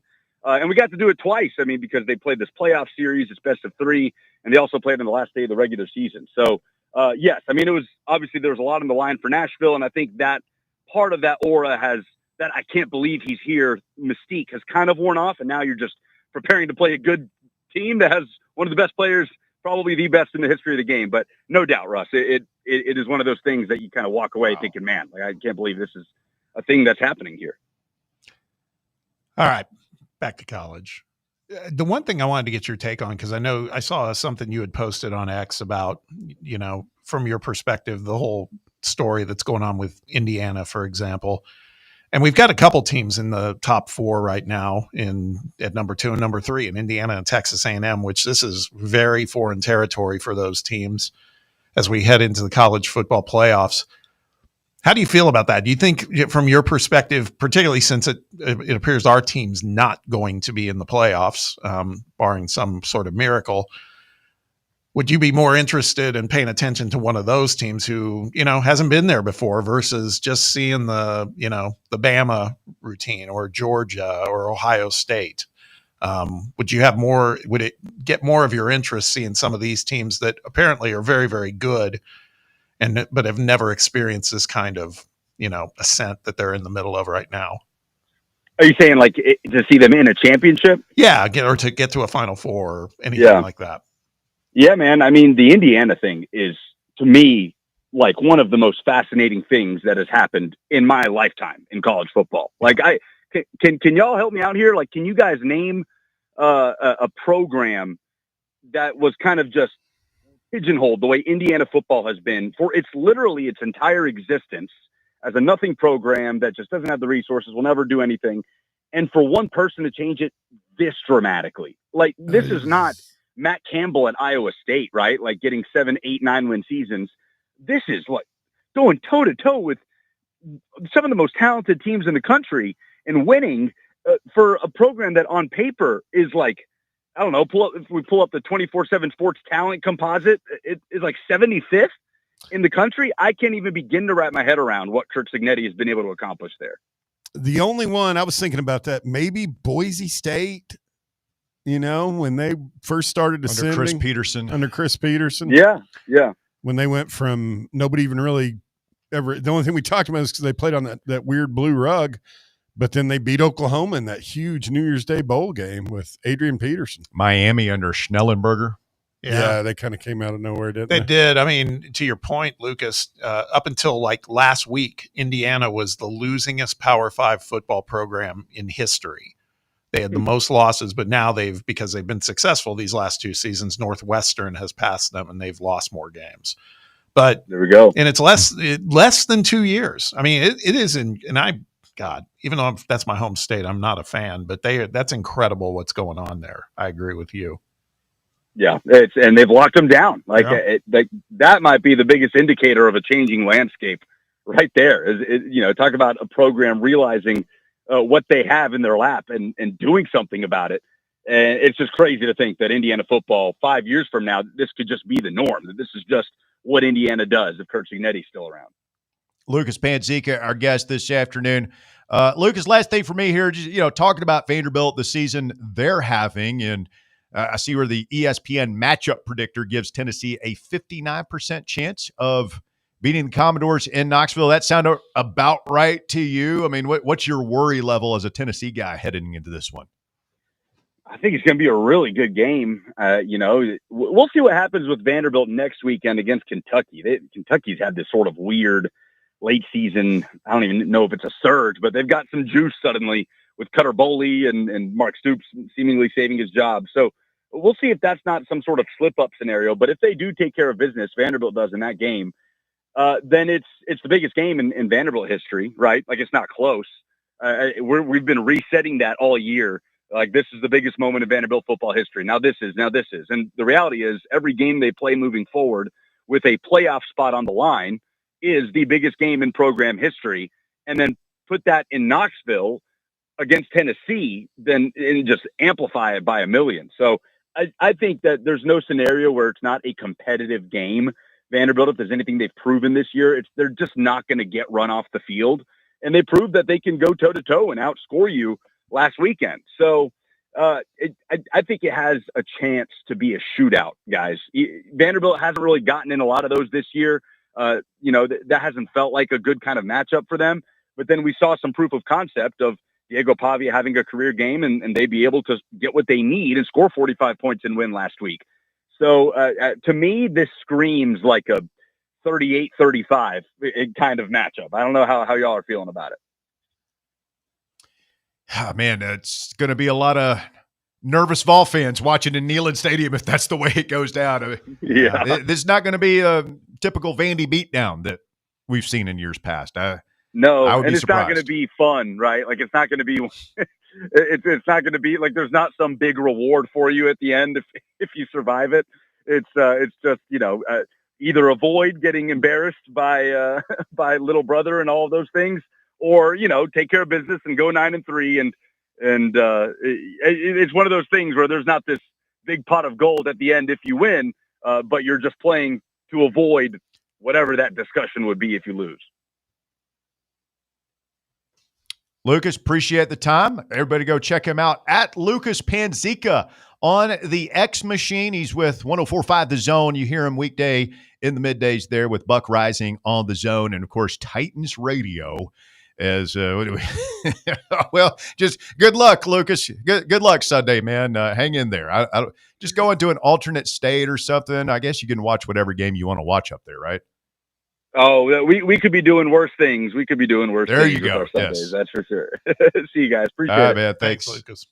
Lucas Panzica doing the thing this afternoon. Boy, Mike Keith got out of there just in time, huh? That is That's tough, man. That's tough. yeah. It's quite a few more games too. Yeah. Sitting. The question, I don't want to get too far ahead of myself, but if they do get that number one pick again, do you trade it? Yes. I mean, Absolutely. get some draft capital. Well, and they moved into number with the Saints losing last week. They're sitting pretty right now. I don't see a lot of wins in the future. Who's the runaway number one draft pick right now this year?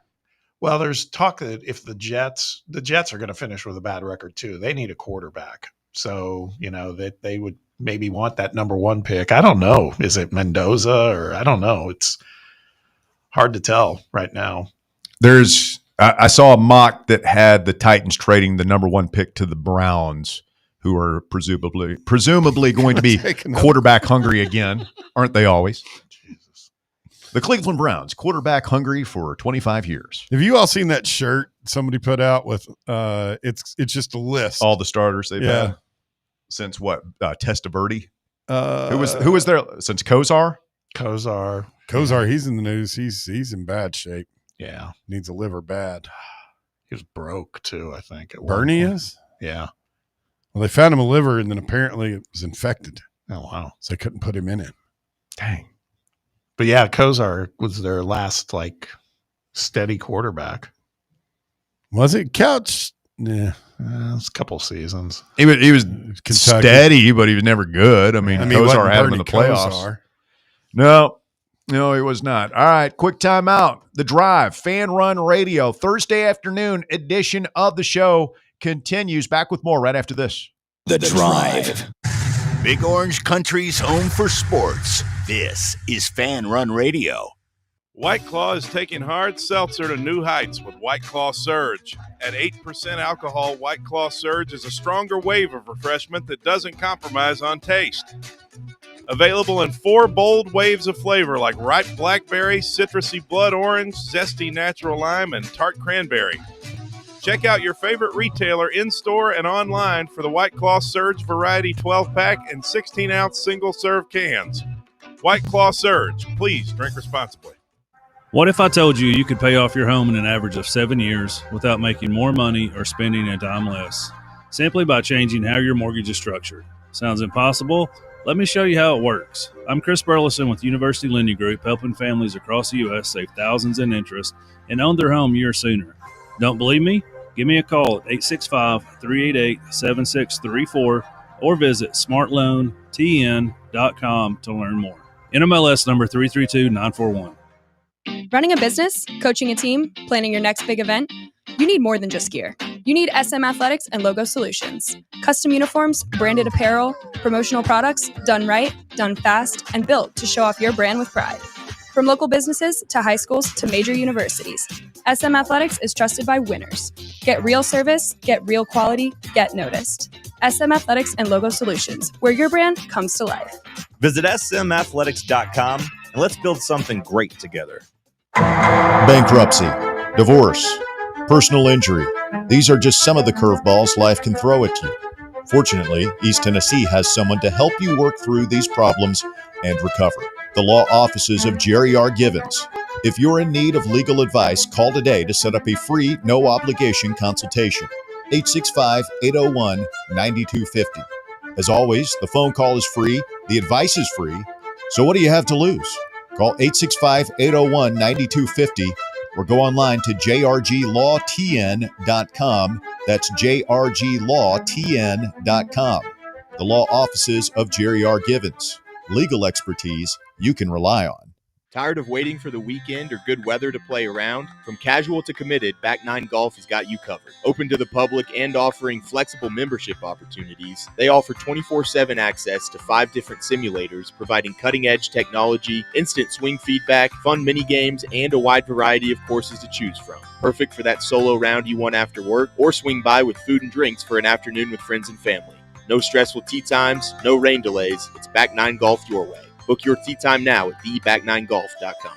Yee-haw! I've been hooting and hollering ever since I started betting with the VIP Play app. VIP Play has more than 200 leagues, every bet type you can imagine, live betting and live hosts, all with 24/7 support from real live people when you need them. Start betting better with the VIP Play app today. Don't be a better, be a better with VIP Play today. Download VIP Play today or head to VIPPlayApp.com. Make sure you use the promo code FANRUN to take advantage of their welcome bonus and so they know that we sent you. Gambling problem? Call 1-800-8899-789. Must be 21 or older and located in Tennessee to bet.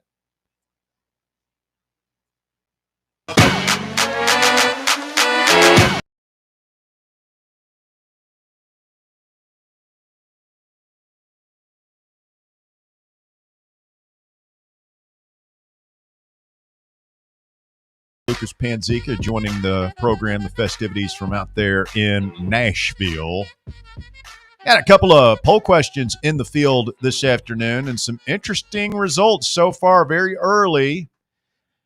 Do you want to see Neyland Stadium expanded with a third deck? Yes or no? I voted no. Bob? What did Bear say? He said he voted no. I don't want to see a third deck. I think it's stupid. It's a waste of money. Well, Bear and I are aligned. I say no. Walker? I said no. I mean, there's other stuff that needs to be addressed well before that.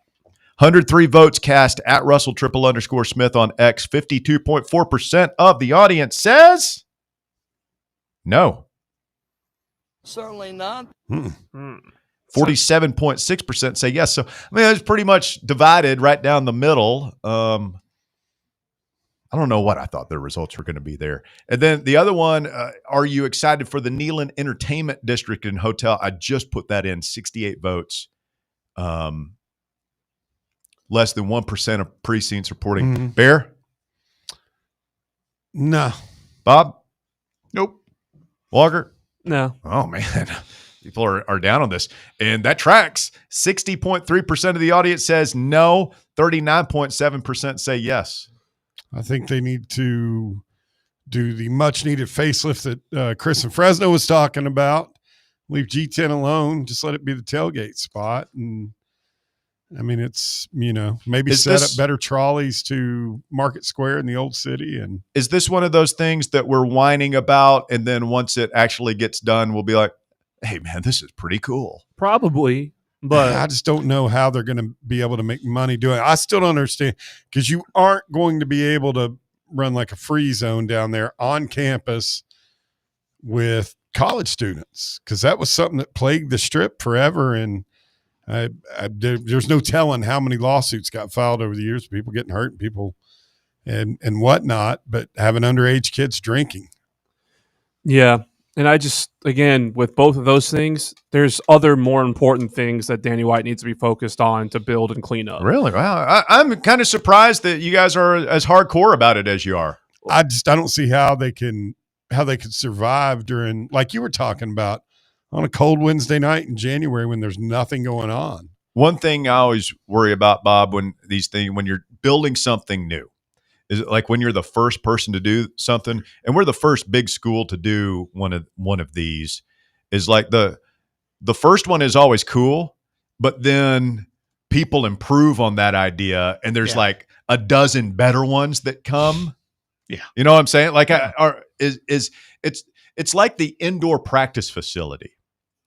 I remember back when I was a kid growing up, and I always would get the media guide, and they made such a big Tennessee, the only school in the SEC with an indoor practice facility. Now, it was only a 50-yard field at the time, but it was like the Taj Mahal of facilities. And then, like, everybody had one, And like suddenly, what, your indoor field's only 50 yards long? Like you were, like you had to we keep, have one grass and one you had turf to keep catching up. size. So I don't know. I honestly don't know how I come down on this one. I know that's bad sports radio hostmanship. I should have a hot take and really lean into it one way. I mean, But there's a lot of different pieces, moving pieces and pieces to it. Like, I don't understand how they're going to get around it. Didn't they have to get a special dispensation from the legislature to sell alcohol at Neyland because it's on campus? Yeah. It's always been my recollection. There's not supposed to be any booze on campus. That's so quaint of you, Bear. I'm just saying. That's cute. No booze on campus. I'm more adamant about the I do not want to see the third deck on the stadium. It's just there's something about the symmetry of it. It's a perfect circle. I just think it's beautiful. Don't mess with that. I don't think they should have really added the second press box. I don't like that. So I'm for sure not going for any third deck. I like the second press box. It adds to the symmetry. It's almost even. I wish they'd put a roof on the south end to match the roof on the north end. Hold the noise in. Big fan of symmetry. Oh, I love symmetry. I mean, yeah. It's the autism in me. I got a little touch of the tism. It's okay. I just feel like they put a rendering of the entertainment district or a symmetrical rendering of the stadium in front of you. I feel like that's going to change your tune because I know how much of a renderings guy you are. Big renderings guy. Yeah. Seen some good ones this week. Let's get a call from Roberto. Good afternoon, Roberto. You're on the Drive, Fan Run Radio. Hey, guys. Man, a million things to talk about. But when is big enough alone? Just big enough, and leave well enough alone? That's what I keep asking my wife. Jeez. Who are you referring to when you ask her that, Russ? Me. Oh, interesting. What do you think? I'm sitting in a chair in the corner here? Move along, Roberto. I didn't say that. I was just letting you go wherever you were going to go with it. Well, they've already shrunk the stadium. Remember, the stadium actually used to seat more. Yes, we have shrunk it. And actually, I was at the largest game. I believe it was, forgive me, I think it was 2000 or 2002. No, it would have been an uneven year. It would have been like 2001 Florida was like 109,000. Like we were like 500 people short of 110,000 in the stadium. Well, now you won because that was the November Gainesville game. It was in 2001. I thought I guess I'm sorry, it wasn't even year. So 02, I guess. The one with Butch when they came up here when remember game day was here. Was that Butch or was that Dooley? 102-455 Butch. Is that what you're saying? No, I thought the game where they came up here. Are you referring to 2011? Yeah. And Trey Burton still running down the sidelines today? Yeah. Yeah, that would be that. Yeah, that makes me want to die. Thank you. 2 weeks before Florida. I'm just saying this, man. Like, can we just leave well enough alone over there? I mean, if you talk about expanding the stadium, that's another couple of $100 million probably. The Danny districts around is ballooning to about $400 million from what I understand. And we just finished baseball at $100 million. That's $700 million in facilities. $700 million. Can we just go buy some damn football players instead? Please Here. Buy a damn defense. How about a safety? Go Just to a Auburn safety. and buy their entire defense. I mean, buy a lot of players across all sports. Bring their coordinator while you're at it. You guys up for a little DJ Durkin in Knoxville? Yeah, why not? Harvesting some ACLs and aortas? What do you think? Yeah, I mean, at this point, like Brian Kelly killed a kid, and he's getting $53 million to go away, or $59 million to go away. He killed a kid. So sure, why not? DJ Durka, bring him in. Thank you, Russ, for getting that. Team America reference. I like it. Yeah, I know, right? Lastly, guys, I know Elander's coming on, so I'll get out. But because he might be more important than me. Here's the question I would ask him, and I'm serious. Why did he shave the beard? Because he's growing it back out. He's growing it back out right now. Did he shave it so that he could show off his elite baseball jaw? Is that why he did it? To prove to the kids that it's there? I mean, I think it's the same reason Tony did when he Tony showed up. Remember, I thought Tony was clean. Tony was clean shaven when. Yeah, I don't know. retired. Did he have the beard before when he was at Arkansas? No. Tony was a clean shaven kid until he took the job.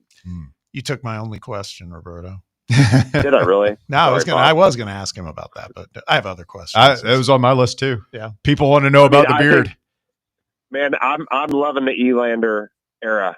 How it's starting, man. I'm really excited, and you guys know that I was pretty down in the dumps after Tony left. We all were.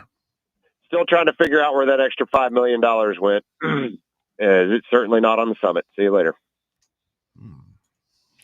Not really sure what he was referring to there.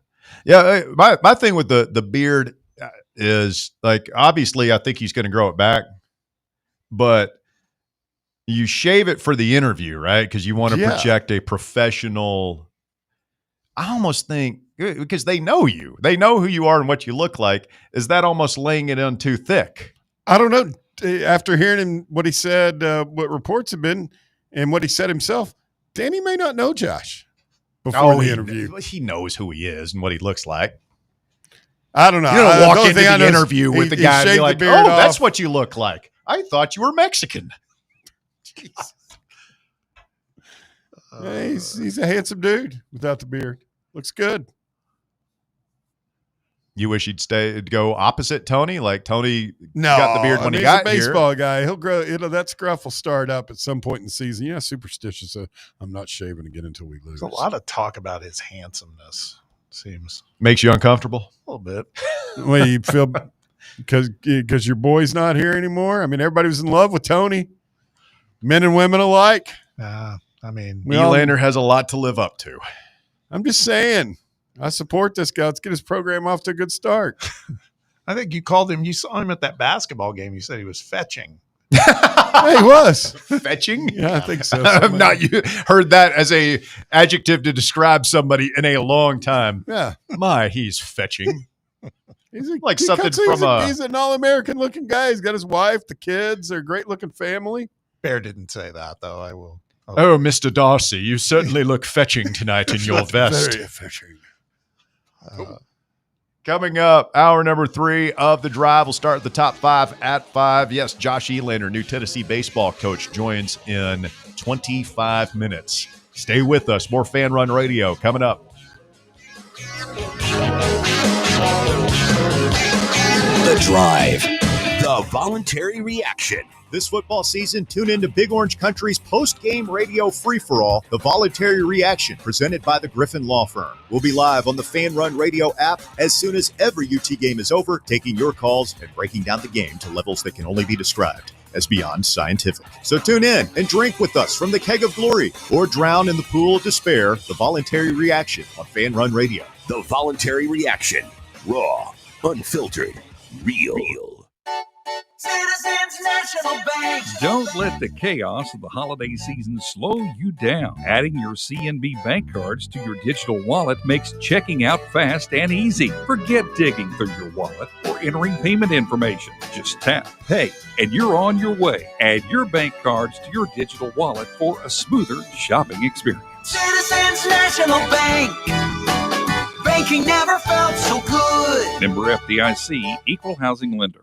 Got a problem tree looming over your home? Call ECR Total Landscapes. Whether it's trimming, removal, or storm cleanup, our certified pros get the job done safely and efficiently. We're licensed, insured, and ready 24/7 for emergency calls. Big or small, we cut them all. ECR Total Landscapes.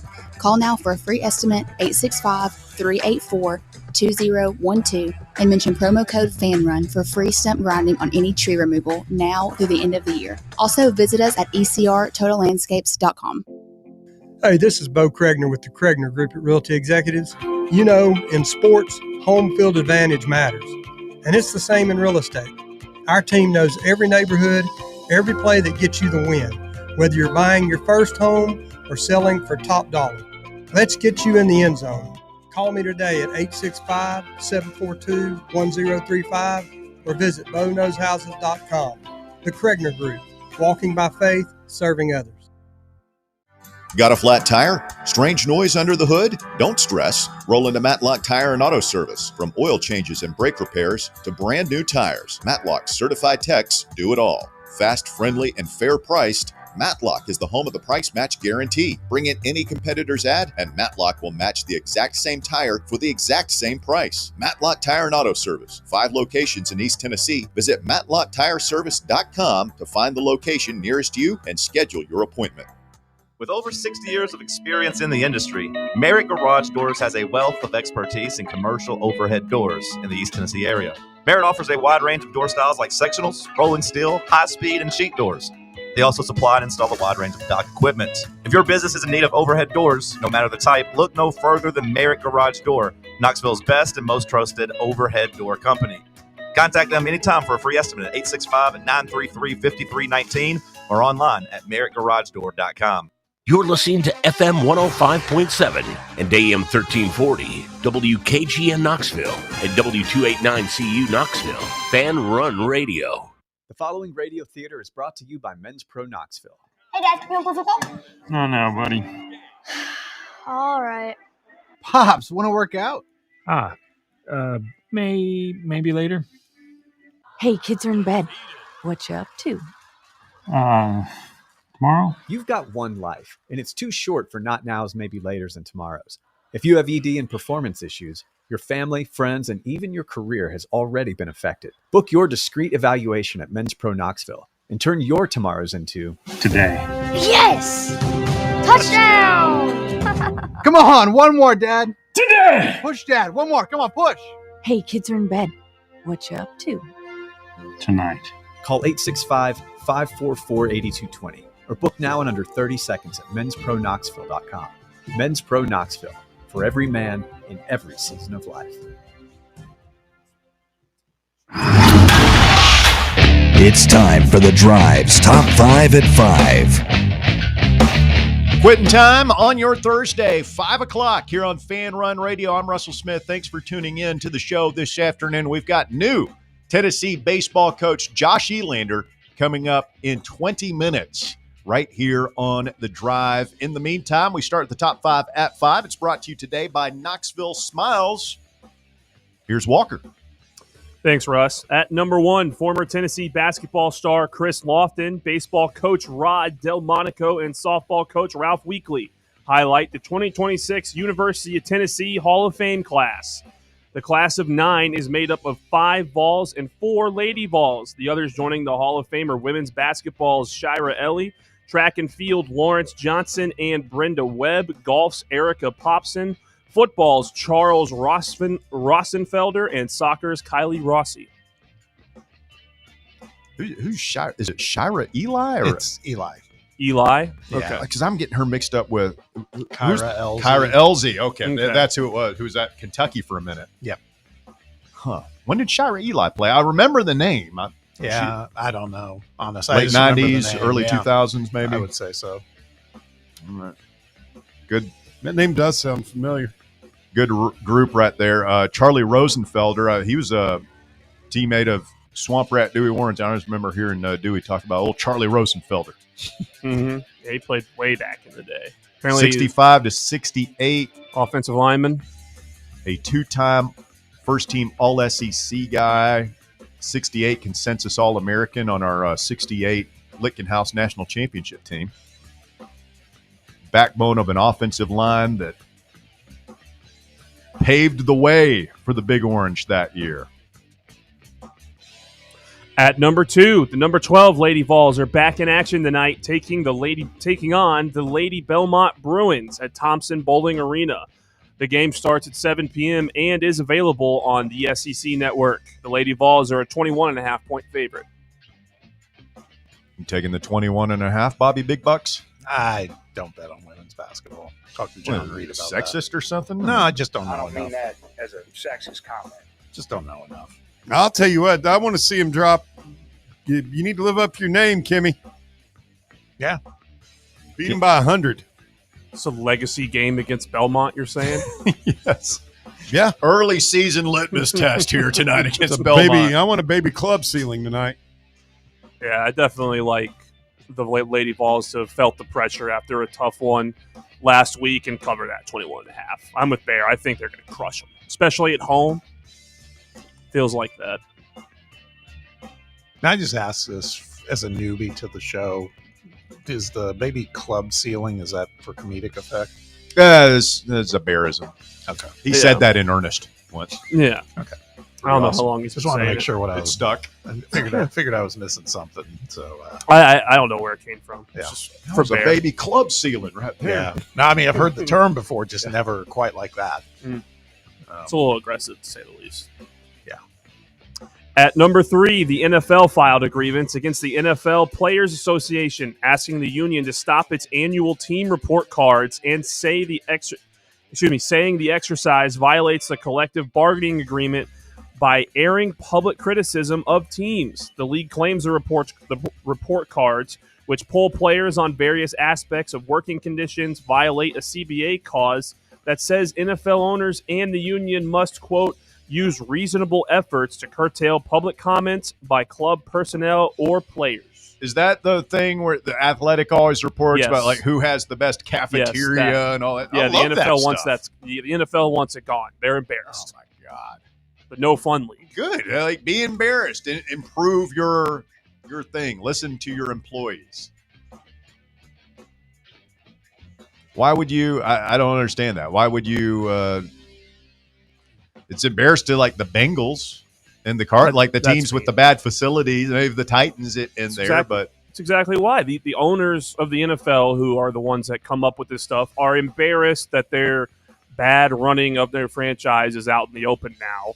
And they're going to try and sue so that people don't have to see that report card every year because they are embarrassed about it and won't do anything about this it. is a damn outrage, is what this is. Truly.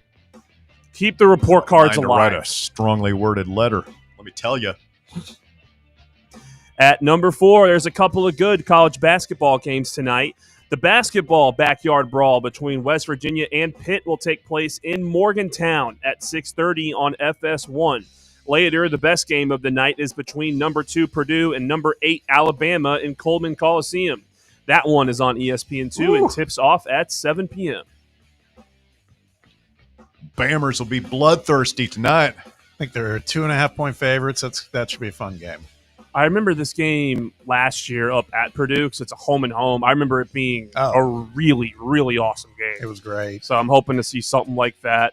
Purdue's a top strength, too. Trey Kaufman-Renn did not play in their last game, but he's supposed to play tonight. So should be fun. We watch this over Thursday Night Football? I would watch anything over Jets football, probably. Yeah. I don't think there's any other sport I would not want to watch less than the Jets play football.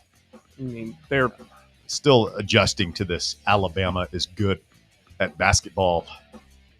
I know it's been our reality for a number of years now, but I don't like it. I just need we need Nate Oates to. He needs to go He somewhere needs to else. go somewhere Yeah, else. exactly. I don't Go like to the NBA. Yeah, go get a better job. Come on. Go to North Carolina, something like that. Yeah, maybe if Bill Self retires soon, Nate Oates just go right Where on. the hell over is there. Mark Gottfried? Where is Avery Anthony Johnson. Grant? Avery Johnson. Thank Yeah. you. I miss them. And at number 5, a Russian man went through the trouble of staging the theft of his own car just so he could avoid going shopping with his wife. A woman called the emergency number to report that her husband's Toyota Corolla had been stolen from the parking lot near their home. When police arrived to inspect the stolen vehicle, they found signs of forced entry and a damaged ignition switch. But after interrogating the husband, officers began to suspect that he wasn't telling the truth.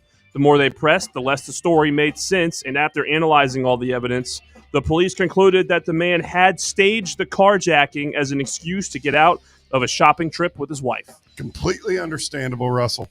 Completely understandable. I mean, I think we've all made up things to get out of doing things. Like it's the little white lies that are a part of any marriage. Oh, I never lie to my. Okay, congratulations, Mr. Perfect. I'm sure there's somebody out there, but I mean, we all come up with like, honey, I got to we're out of toilet paper. I got to go to the store. You just got to get out of the house. We've all been there, right? That was the code name for a while. Yeah. I hope my wife's not listening, but we're a couple of my buddies. We would be like, got to go to Lowe's. That's great. That's gold. And then you go to a watering hole, have just a beer, maybe a quick one, 20, 30 minutes in and Gotta out. go to the store. You need anything from the store? Yeah. We're almost out of eggs. Yeah. Need anything? I'll be Yeah. right back. Yep. 3 hours later, you come stumbling home smashed. We drank beer. I liked beer. Still like beer. I don't know that, Stealing.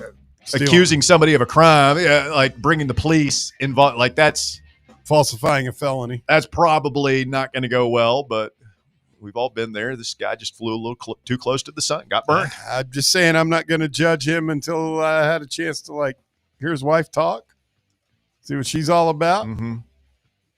And what is she? Some battle axe, just some brutal battle axe. We know they're out there. Hey, I got to run some stuff over to the dump. Some of that stuff in the garage. Yeah, car looks empty, but okay, cool. Hey, we're out of milk. The milk's always good standby. Yep, out of milk. Just go in there and just chug it away. Hey, we're out of milk. I'll pour it down the damn drain. Who drank all the milk? Go get some more.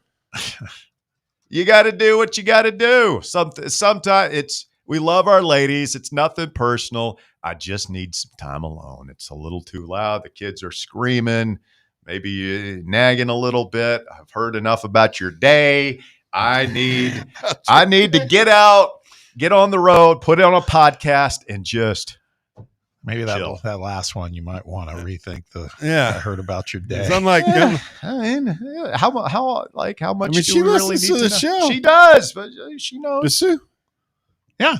Oh yeah. You guys are making marriage sound awesome. Don't ever leave. It has its benefits. Thank you, Walker. Top 5 at 5 brought to you by Knoxville Smiles. Shout out to the crew down there. They are scrubbing teeth till 7 p.m. tonight. They do it every Thursday. Extra hours at Knoxville Smiles for your convenience. Open till 7 p.m. on Tuesdays and Thursdays for those of you who can't get loose during the day, normal hours. They're going the extra mile for you over at Knoxville Smiles, now offering half-price whitening through the end of the year when you schedule a routine dental cleaning at Knoxville Smiles. I've got one coming up. I'll tell you all about it. No Cavity Club. Trying to stay a charter member. Update coming soon right here on Fan Run Radio. Presumably a little more finesse than scrubbing teeth, right? Yeah. Well, did that sound erythritol? Yeah, that sounded like, man, that doesn't, I mean, better than they're down there drilling on people right now. Yeah, but teeth cleaning is scrubbing those chompers. Yeah, that's it could be a little rigorous. Well, they use that with, powder. They don't use the hooks and all that. No, that's true. That's true. Every now and then they have to break out the hook on me still. Like they'll do the squirt thing, but every now and then there's like, what, you have been flossing down here? No. Yeah, that's I'm actually a pretty decent flosser. I made the transition to the water pick a couple of years ago. Like in your home? Well, yeah. It's just I'm surprised you're not on that. Right? What's the water pick? It's a toothbrush, but it's got a water reservoir. Like a hose? Well, it taps into the bottom, and you can use that and just, kind of acts like it's much more efficient than flossing if you don't like flossing. Oh, I love flossing. Boy, you wouldn't believe, but the water pick. When I have something in my teeth, life stops. I will go home to floss. I can't. You get it deep in there and it just won't come out. Oh, it's the worst. I don't. He does not. I don't. You've never used one, huh? Water pick? Yeah. No, I don't really know what it is. It'd be life changing. It would be, Bob. It would be. You'd love it. You can adjust the pressure. I mean, it just blasts everything out. Yep. The worst is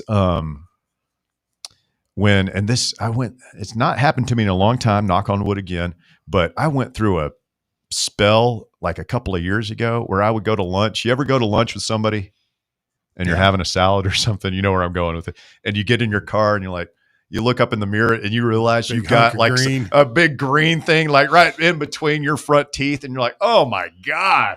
I mean, that's not nearly as bad as, I just sat there across from the president of the whatever for an hour. He didn't say anything. He must think I'm just the biggest schmuck ever. I mean, what's worse, doing that or harking a big chunk of your food onto some stranger's plate while you're out at a fancy dinner? I've done that too. That was pre-Bob. You ever hear about that, Bob? What's up? Old Russ. It's out with friends. Yeah, I was talking with my mouth full, like Mama told me not to do. I did hear. Yeah, I did hear that one. A piece of half-masticated beef flew across the table, landed right in somebody I didn't even know that well's bowl. Oh God! We're just, Stop. We're just seeing it in slow-mo. No. Stop. That's like my worst nightmare. Is not necessarily. I wouldn't let that happen, but having it happen to me, like land in my bowl. What would you do? Leave. You would leave? I would push the bowl away for sure. I would definitely just be like, I think I'm okay. No worries. Can I just get another plate of this? Just get that one out of here. He'll take care of it. Yeah, exactly. You gonna finish that? Yeah. I just passed the ball over to you. Go ahead. You can have it now. All right. So we got a new coach coming in. Yeah, we do. Everybody on their best behavior. Bear, do not embarrass the show. Josh Elander's coming on. We got to make a good first impression. Tony Vitello loved me. Well, maybe say but that. it was different. I was Say telling that Bob before. I don't know. I mean, are you going to pull one of your dirty tricks where you ask him something and then blame me for it? That was awesome. I could always make Bear look like a fool in front of Vitello. He knew you were lying. Never. It was different with Coach Vitello because we would get him on. We kept getting him on during COVID, where he didn't talk about sports that much. So we got to know him really well. Just a quick note before we get to Elander in a couple minutes. The line for Tennessee at Florida is open today. What do you guys think it is? Oh, we talked about it. Yeah, 5.5. It is Walker 5.5. paying attention to the show over there. Pulled a Bear. Sorry. That was during the. I love how y'all are a lot softer on him for doing it than it would have been a national issue. I mean, if it's a I'd done it. daily occurrence, then it might become a thing. But No, that was during the Panzeca segment. I was working on something. Yeah. 5.5 point favorites down in the swamp. Huh? How do we feel about that? Right. I mean, that's what I think asked they're Lucas. crazy. I'm going to hammer that if I knew how to gamble. If I could get this app on my phone to work, I'd bet on Point Florida. the clicker at it. I really would bet on Florida. Oh, 5.5 in gains? Are you kidding me? Have you seen that? I mean, you I saw have what they watched- did the yes. last time out, right? I mean, Yeah, I hate watched that Kentucky-Florida game last weekend. Yes, I've watched it. Have you been paying attention during the history of this whole rivalry? like Kurt Signetti said, this team hasn't played in the swamp. Yeah, That's what I'm saying. That's what I believe. I think we're 7-23 in our last 30 with them. 2 of those wins came in Gainesville. I mean, what does whatever happened during the Clinton administration have to do with what's going to happen this year? Well, it's continued on through Bush 2, Obama, Trump Who won, came after that? Biden won, and now we're hearing Trump too, no, and you I nailed expect it to continue. Now do the vice presidents. Al Gore, Mm-hmm. Dick Cheney, R.I.P. R.I.P. in peace. Joe Biden. Mm-hmm. Oh man, hold on. Oh, the guy from Indiana. I'm blanking on the first Trump. Mike Pence. Yeah. Yeah. And then we had They like to kill that guy. We had Kamala. How do you say it? Kamala. And now we've got How do the you say dude. it? Not like that. the dude looks like he wears eyeshadow or Yeah. eyeliner. J.D. What's, Vance. yeah. J.D. Vance. What do you rate? Hillbilly Elegy? Mm-hmm. Yes. Yeah. Yeah. That's him. It's a great book. I read that when Yeah. it first came out. Haven't seen the movie on Netflix. I have not either. That's Cloris Leachman had the lead in that. Do what? Cloris Leachman. Who's that? Well, she's dead. Cloris? Yeah, she's a Yeah. famous actress. Famous Character actress. act- Yeah, she's character used actress. to be on the Mary Tyler Moore show and other things. She was It's before my time. Almost before mine. I was a little kid when that was out. Like little kid. yeah, So- same. Tony Vitello was famously watching Tombstone eating a burrito when he first heard from Tennessee. I want to know what Josh Elander was doing when he heard. That's a good opening question. Yeah. We'll get into it with him when we continue. Stay tuned. You're listening to The Drive, Fan Run Radio. We're back with more right after this. The Drive. 105.7 FM, 1340 AM. Online at fanrunradio.com and streaming on the free Fan Run Radio app. This is Fan Run Radio, Knoxville. What kind of day is it? It's a White Claw day. Light and refreshing tasting, uniquely cold way filtered. There's an iconic flavor for everyone. Come on, grab a pack. White Claw. Grab life by the claw. Please drink responsibly. Hard seltzer with flavor. White Claw Seltzer Works, Chicago, Illinois. What if I told you you could pay off your home in an average of 7 years without making more money or spending a dime less, simply by changing how your mortgage is structured? Sounds impossible? Let me show you how it works. I'm Chris Burleson with University Lending Group, helping families across the U.S. save thousands in interest and own their home years sooner. Don't believe me? Give me a call at 865-388-7634 or visit smartloantn.com to learn more. NMLS number 332941. Vol fans, reimagine your home at Broadway Carpets and Flooring for any remodeling or building needs. With a variety of carpets, rugs, hardwood, vinyl, and stone, Broadway has all the flooring and installation options you're looking for, including pet-resistant products like Pet Perfect Carpet from Shaw Floors. Visit their showroom in downtown Knoxville or the location in West Knoxville located on Kingston Pike near Pellissippi Parkway today. Bankruptcy, divorce, personal injury. These are just some of the curveballs life can throw at you. Fortunately, East Tennessee has someone to help you work through these problems and recover. The law offices of Jerry R. Givens.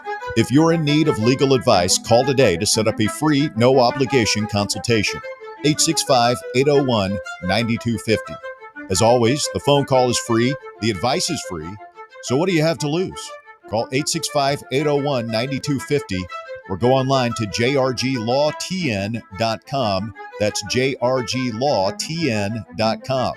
The law offices of Jerry R. Givens. Legal expertise you can rely on. Your smile says it all, so make sure it's saying the right thing. At Knoxville Smiles, we believe healthy teeth mean happy lives. Whether it's a routine cleaning, whitening for that big event, or fixing a nagging toothache, our gentle team is here for you. With flexible hours, family-friendly care, and the latest technology, Knoxville Smiles makes every visit stress-free. Don't wait another day to love your smile. Call Knoxville Smiles today at 865-539-1776 or book online at knoxvillesmiles.com. Smile brighter with Knoxville Smiles. Welcome to Axle Logistics, where excellence isn't just a goal, it's an energy. As a leading third-party logistics company, Axle is powered by an award-winning culture built on a work hard, play hard mentality.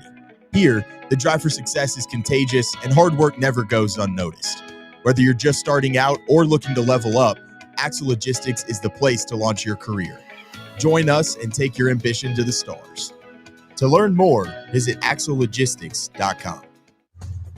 Hey, football fans, this is Stats. And this is the Sheik. And together we are the Cover Boys, and we cover college football like no one else. Each week, we preview all the big games in college football, and we may not tell you who's going to win, but we'll tell you who's going to cover. Our patented right sides are clicking at 66% against the spread all time. So join us right here every Friday evening at 8 for the Cover Boys on the official voice of Tennessee fans, Fan Run Radio. And enjoy the winners, everyone.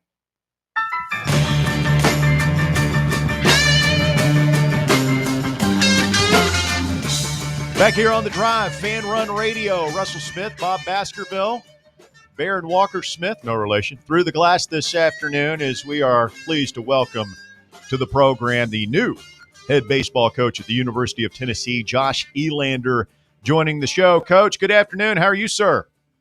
Hey, guys. Doing great. Appreciate y'all having me on. Yeah, man. Whirlwind couple of weeks for you, no doubt. Flashback to the end of last season after the Supers in Arkansas. If I had told you that you would be the head coach at Tennessee the next time the Vols took the field, your reaction would have been what?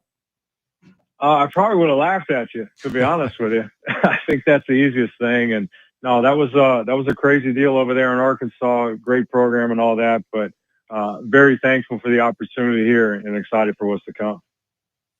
Hey, Coach, thank you for joining us.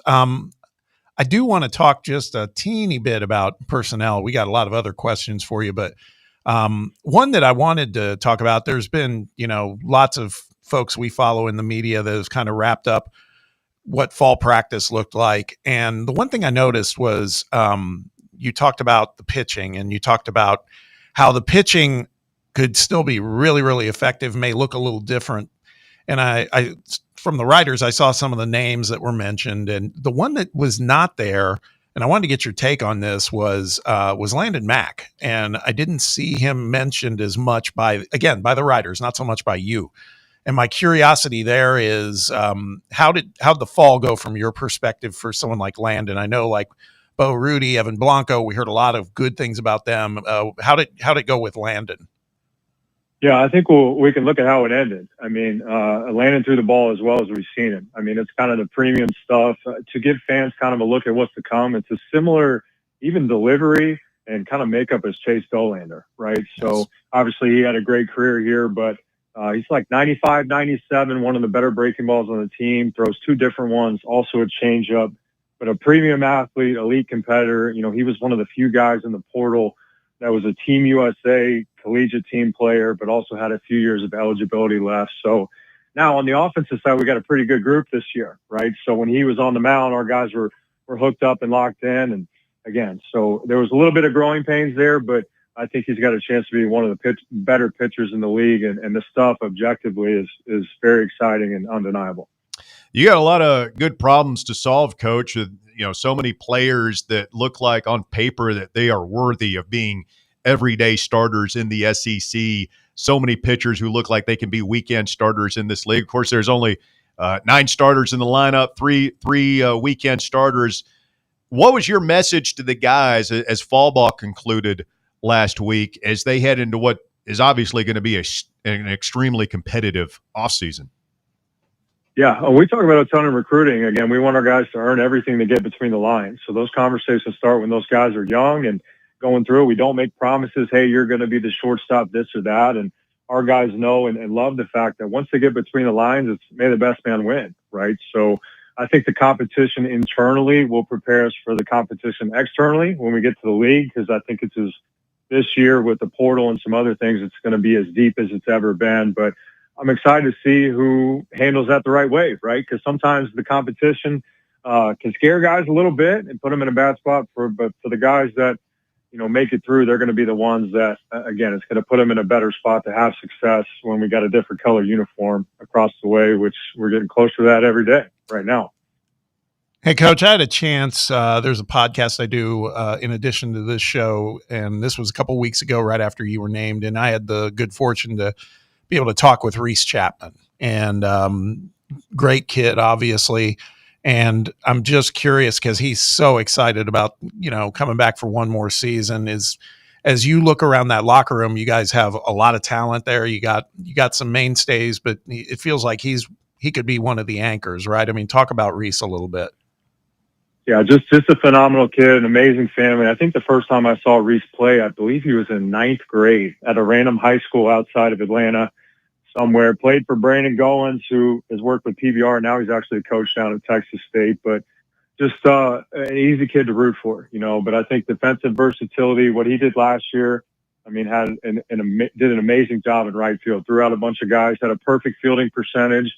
But then this year, we're getting him back because we never thought he would. We thought we were going to lose him in the draft. And again, he ends up sneaking through. But just a guy that knows the program inside and out, right? But there's no ego involved there. But, again, I think with some of the high, power superstars we have over the year with Fish and Keelan and Curley and Amick and the list goes on and on. I mean, Reese had a phenomenal year last year, driving in over 50 and hitting double-digit home runs. So, again, we've actually had the fall been able to kind of work on more kind of some individualized stuff. We have such a big sample of data now, and our whole staff has done a great job with him. But he's a guy that, you can plug in there and you know what you're going to get. And that's one of the most comforting things as a coach for sure. Talking with Josh Elander this afternoon here on Fan Run Radio. And Coach, I know signing day was yesterday. It's kind of Christmas for coaches, and is a big transition for you guys. And, obviously you getting the job. Did you get everything that you asked recruiting Santa for? Yeah, no, well, I wish it was that easy where you just wished and Santa Make brought the your recruits. list. Yeah, no, it's definitely as competitive as it's ever been in this league. And again, the cool thing is some of those guys committed 3 or 4 years ago. The recruiting rules have changed a little bit in the last 2 to 3 years, but just really thankful and grateful, with the transition that went on with Tony going to the Giants. I mean, we just tried to over communicate as a staff, so there was no surprises on the recruiting side because in recruiting, surprises are not good, right? So we just tried to, again, lean on the relationships that we've, cultivated over the years, and thankful for those families to continue to trust in us and stick with us. But I think ultimately Tennessee is such a special place, and the brand name that comes with the ball baseball now is something that's attractive to recruits from coast to coast. Okay, bear with me on this one. This is a two-pronged question, but first off, your new associate head coach, Chuck, is it Girolamo? Yep, that's it. Nailed it. Wow. 1 for 1. Perfect. I got to go. That's Batting it for 1,000. me. Yeah. No, but I mean, I let me just tell you what my take was, just as a fan more than anything. When that move got made, it was like, I said to Russell, I was like, man, this guy's not messing around, right? This is not just, inheriting a program and, be the caretaker of it. Of course you're going to do that. But it felt like that was like a big time hire, and it's all about just continued growth. But talk a little bit about Chuck and what he could mean to the program. Yeah, no, it's. I think his resume speaks for himself. It's a unique deal where, again, obviously played in the SEC, was a great player, played shortstop at Auburn University, and then played pro ball for a long time. But our paths crossed for the first time. He was the volunteer assistant my last year at TCU. So, I mean, again, we've been in the trenches together in a lot of different roles, but, I think he's one of the best coaches in the SEC. And I think a lot of people in the league feel the same way. Just his feel for the game and his versatility with the skill set. I mean, he's done stuff with infielders, outfielders, hitters, just team defense and fundamentals. I think he's one of the better guys in the country with that. But just the ability to, again, the day-to-day, like he's a good vibes guy, which has always been a deal over here in our building. Is, again, it's tough in this league. Let's just have a good time and come to the yard and be excited to be here. And but simply, he's a guy I trust. He's family to me, and it's as simple as like stuff that maybe as I, sit in the new seat now, that some of the stuff on the offensive end, complete trust and some similar verbiage there over the years. But just we had always kind of joked about on the road, out running around recruiting, hey, maybe working together one day. And this is just thankful, kind of a stars aligned deal for this to work out like this, and excited to welcome Tara and his 4 boys to Knoxville here pretty soon. Hey, Coach, Tony was famously eating a burrito and watching Tombstone when he first heard from Tennessee. That's his story anyway. Your situation, obviously a little different. Things moved really fast in that process. I was wondering if you could take us inside what the interview was like with Danny White and the committee there, and when/how did you find out that you were getting the job? Yeah, no, it's well, I'm not a movie guy like V. I know he'd always drop the movie quotes in the team room, right? So I'm gonna have to step up my game there a little bit as we go. But no, that 4 or 5 days was such a blur. When kind of the news broke, and then there was kind of that interim period where V was working through it. He wanted to be respectful of his process and do his deal, and then it was quick. I mean, it was really a 48-hour period from when he told the team he was going to leave to when I was going through the interview process, and just tried to prepare like I would as a player. And that may sound weird, but just wanted to really kind of put my nose down and, hey, this is what the program is now, and this is what we think it can be. And I really just wanted to harp on how great the people in the building are with our staff and then our players, and what a special culture we have and all that. And then, that was pretty quick turnaround. And then the next morning it was, I just got a text. It was, we were getting ready for practice, and went over there and met with the leadership and Danny White, and they offered me the job. And that seems like 100 years ago right now, but was definitely so excited. And the way the team it was Danny White's idea to pull us in and have basically we kind of tricked them a little bit. We went with the sad faces, like, hey, coaches leave, and then we walked back in, but that was a moment I'll never forget. And then Alicia, who works in our administration over here, she actually got my wife and my 3 girls here too. So incredibly grateful for that, because having them all there in that moment after a pretty stressful week, it was a very relieving and motivating feeling. When they tell you that you're the guy, do you flip out there in the office, or do you play it cool? Like, oh, yeah, all right, that's cool. Yeah, I can be the coach. That's good. No, it's coach at Tennessee. Come on. I'll be honest. I never envisioned being the head coach here. I think a hug would have been appropriate, but we went with the classic, just a little dap up to hug right there. So that always makes it official. Hey, I got to tell you, man, when we saw that video, because I saw it like maybe about a minute after it dropped, I just happened to be near my phone. And I think I speak for the fan base too. Their reaction was probably not too far off of what the players' reaction was. I just thought that video was gold, man. It was fantastic to watch it. And you handled it so well as well, just talking to them afterwards. Yeah, no, very, very surreal moment. But again, I thought the easiest way to think about it was, I think it was just relief that everybody in the building, we could keep this train moving. Yeah. That's all we're trying to do. What about the beard now? You shaved for the interview. Was there... I knew this was coming. I mean, is there a thought that maybe, is this a little too much? Or before you answer, Coach, I got to say, because this was leading into Halloween, and I did Ted Lasso for my Halloween costume. Not that you care, but I usually carry a little bit of a growth, and I shaved, and I'm kind of like, now I'm kind of leaving it off. As kind of an homage to you, but I don't know. I haven't seen your video now recently. You growing it back? Yeah, no, it's on its way back. I told somebody this morning that, the funny thing was, I was just like, hey, I haven't done it in a long time, kind of gets you ready. It's almost like putting on your uniform to play a game, right? You got to be clean shaven for the interview, right? So, but now, no, it's coming back, but it's funny. My 2-year-old, I don't think has ever seen me completely clean shaven. So when I did it the day before I left for the interview, I think she thought there was an intruder in the home. So that was kind of awkward there for a minute, and then she heard my voice, and then I got back in her good graces. But I'll let my wife decide on that from now on. But it is getting close to deer hunting season, so you got to have a beard for that, with being right around the corner. There you go. Josh Elander with us this afternoon on the show, and you talk about the girls and the family back home, and I'm just wondering, because we talked to Tony a lot. You mentioned he's a big movie guy and all that stuff. Your situation different. You got a family, and I'm a girl dad too, Coach. So I get it. Mine's 18 now, but where are we at? Are we in the My Little Pony phase? Are we doing the princess thing, or are we just waiting for the kids to go to bed so we can break out the bourbon, a little sports center? How do you like to relax when you're away from work?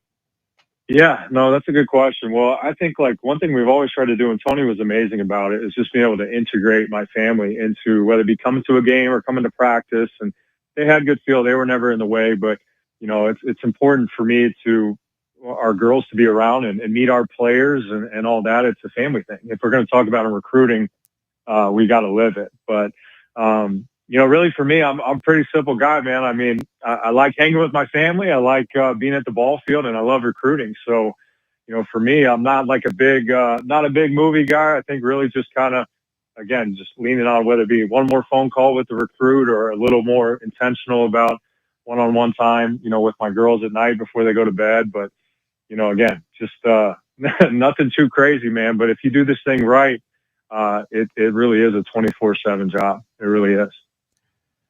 What about the daddy hat? Is that staying in the mix? Yeah, no, I don't know if I know I'm the head coach now, but I don't think I don't have enough pull to make that decision. So we always leave that up to the players. Now the thing is, I saw it the other day in the locker room, and it's like it needs to be washed about 15 times at least. There's been a lot of homers with that hat. So I think all that, even when Evan Russell came up with that idea way back when, and it kind of obviously stuck and then went viral. I know it went away for a little bit and came back, but that's not something even when V was here, we ever really talked about. We just want our guys to be authentic and with what they're doing. And if they're going to do it, then let's do it. Right. So we'll see if that makes an appearance again this year, but I'll leave that up to the hitters.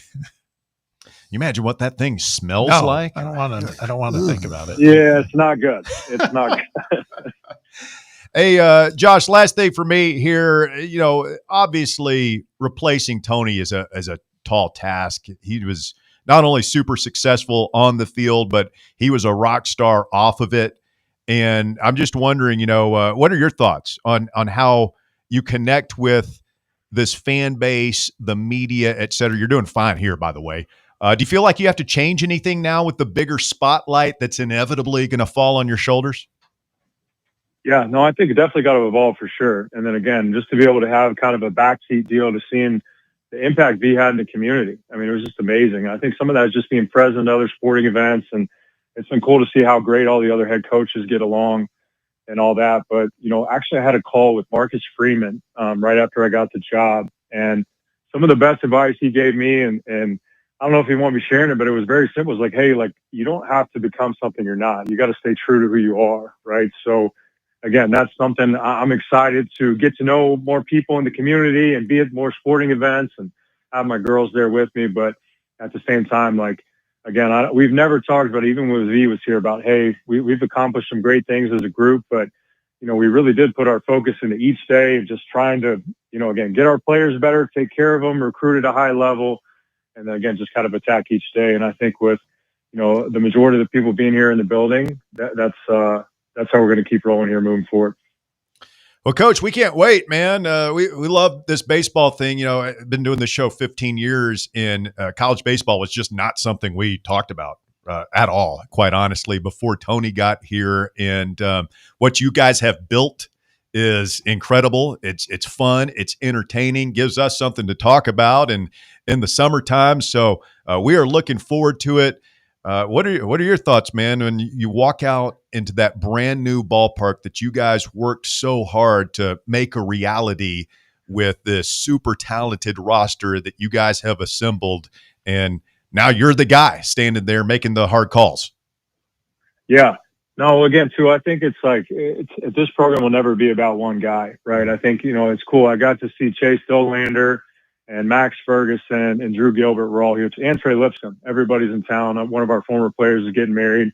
But it's cool to look to those guys. Part of the message to the team today was like, hey, those are the guys that built this place, and now it's our job to keep this thing moving forward. But again, as I'm looking out my office window right now, we got no turf on the ground. We're replacing that too, but there shouldn't be any extra motivation needed when these guys walk in, because I cannot wait to see this place full this spring.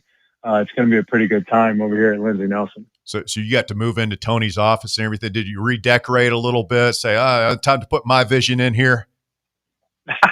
Yeah, no, we kept the bones again. But no, I'm actually in here right now. So I've actually spent a lot of time in here in different capacities, but still getting used to it. Nice. To be honest with you. Kicking your feet up on the desk, lighting a cigar. Here we go. I like it. All right, Coach, appreciate it, man. Hope we can do it again soon, and best of luck here this offseason. Awesome. Appreciate you guys. Thank you. Thank you, Coach. Josh Elander, one more time on the program. That's outstanding, man. He was really good. Yeah, he was. Yeah. Really good. Yeah. Yeah. It was, people wonder, is like, Tony was such a character and everything. Is he going to be he's not Tony, but he's his own guy and very engaging. He hit Loved the nail it. on the head. When you asked him about that, they basically said, you just get out. You got to get out in the community. You got to be, be engaged, and you got to sell your program a little bit. And I think he will. I mean, he came off to me, super nice guy, very enthusiastic, and he's been there since day one with Tony. Him and Frank. I have noticed they all call, there's Q. They all those inside the program. They call Tony V. I'm assuming they called him E. Yeah, because Xander, when I was talking to him off the air, called him E. I'm gonna start calling you B. Do they call Frank F, or is that just crazy? I mean, I feel like with dudes like Frank's age, me and Bob, You would be A. Yeah. Crazy ass Frank. I think it'd just be Coach or Frank. It's funny. Maybe I had a couple friends call me B. A couple people called my son in high school B, just for the last name. That's all they called him all the time. Just B. I call you Bobby. He doesn't like that. Do you not? Nah, it doesn't matter. It's okay. I mean, I think I prefer not, but I think on the air for Bobby Big Bucks, I think that's got some potential. Bobo, yeah, I'm okay with that. I very rarely call you Bobby. How about Bobby, baby? It's usually Bobby. Yeah, I've got a buddy, a close friend who always does that. Whenever I call him, he'll answer. He'll go, Bobby. So But my parents and my relatives used to call me Bobby when I was little, so that's all. So we got two Joshes leading the programs now. Josh, I didn't even think when about Barnes leaves, like, is there a Josh out there that we could potentially replace him with? Josh Richardson. Josh Pastner. God. I'd rather workshop that. Yeah. Quick time out. You're listening to The Drive. It's Fan Run Radio. Stay with us. The Drive. Can't get enough Fan Run Radio? Download the free Fan Run app and take the best Tennessee sports conversations with you wherever you go. This football season, crack open a cold beer that doesn't fumble the flavor. Garage Beer is 100% beer-flavored beer. No gimmicks, just cold beer. Co-owned by the Kelsey brothers and brewed right here in the Volunteer State, Garage Beer is perfect for fall fire pits and Tennessee tailgates. So pick up a 12-pack today of the official beer of Football Fridays on Fan Run Radio. Garage Beer, 100% beer-flavored beer. Yee-haw! I've been hooting and hollering ever since I started betting with the VIP Play app. VIP Play has more than 200 leagues, every bet type you can imagine, live betting and live hosts, all with 24/7 support from real live people when you need them. Start betting better with the VIP Play app today. Don't be a better, be a better with VIP Play today. Download VIP Play today or head to VIPPlayApp.com. Make sure you use the promo code FANRUN to take advantage of their welcome bonus and so they know that we sent you. Gambling problem? Call 1-800-88-99789. Must be 21 or older and located in Tennessee to bet. In a world filled with deadlines and screens, sometimes we forget the simple joys of life, days filled with special moments. At Inward Half, we understand the essence of these moments.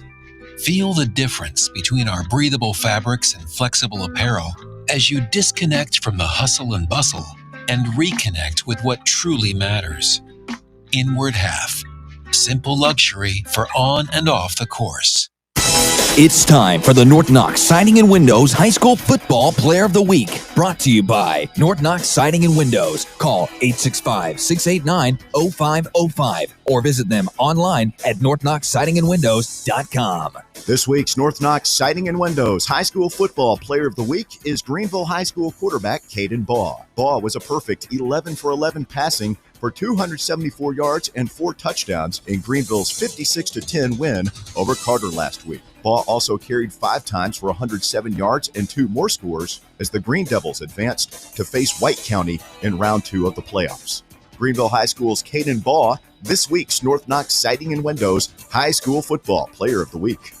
North Knox Siding and Windows, locally owned and operated. They can handle all your siding, window, gutter, and roofing needs. Call 865-689-0505 for a free estimate or go online to northknoxsidingandwindows.com. Have you ever found yourself wishing your clothes looked brand new again? Whether it's your favorite suit, that little black dress, or your comfy winter coat, Crown Cleaners can make it happen. From stubborn stains to delicate fabrics, the expert team at Crown Cleaners uses the latest cleaning technology to ensure your clothes come back looking and feeling fresh. Visit one of their 2 area locations, Kingston Pike on Bearden Hill or South North Shore Drive near Dunkin' Donuts. Online at crowncleaners.com. Crown Cleaners, a tradition of excellence.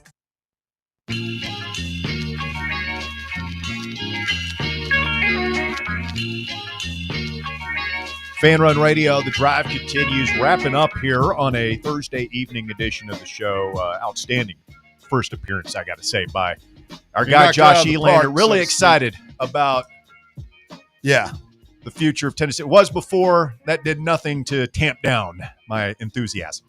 Yeah, not at all. Was not surprised about the whole beard thing. Beard's coming back. And I was gonna, if he hadn't told the story, I was gonna ask him because I know that he has small kids. Because I went down a rabbit hole recently where I watched videos where dads would shave their beards. Yeah. And like his situation where kids never seen their parent without it, and it freaks the kids out. I'm thinking about it because I've had the beard for a couple of years now. Just shave without telling anybody, just come home. Hey, what's up? I don't know if I could do it. Are you really working on a beard there, Bob? No, I mean I've always had I always You've been a stubble guy. I've kept it trimmed, but I might just not have that for Have the a most playoff part. beard. I just forget to shave. Yeah, it is awfully nice not to have to shave though. It gets itchy though. Yeah, Like for me, I'm every other day I got to kind of trim the neckline there. Yeah, that's what I do. Otherwise, I get the werewolf thing up to my eyeballs. that's called etching, by the way. Etching. Etching. Really? Yeah, There's he's a got name that for whole it? Sean McVay thing going, Yeah. doesn't he, I Bob? etch. Yeah. I didn't even know. Yeah, I etch all the time. Big etcher. yeah. You also don't let yours get long enough. Apparently, if you get like a really heavy beard and you wear it like this guy, Yeah. he'll end up. It pulls your skin down. The weight of it. Couple of things. It does. And you got to keep a beard. I saw it. It took me a while to realize what you had just said. You talked about Face itching. gonna be all droopy. So confused.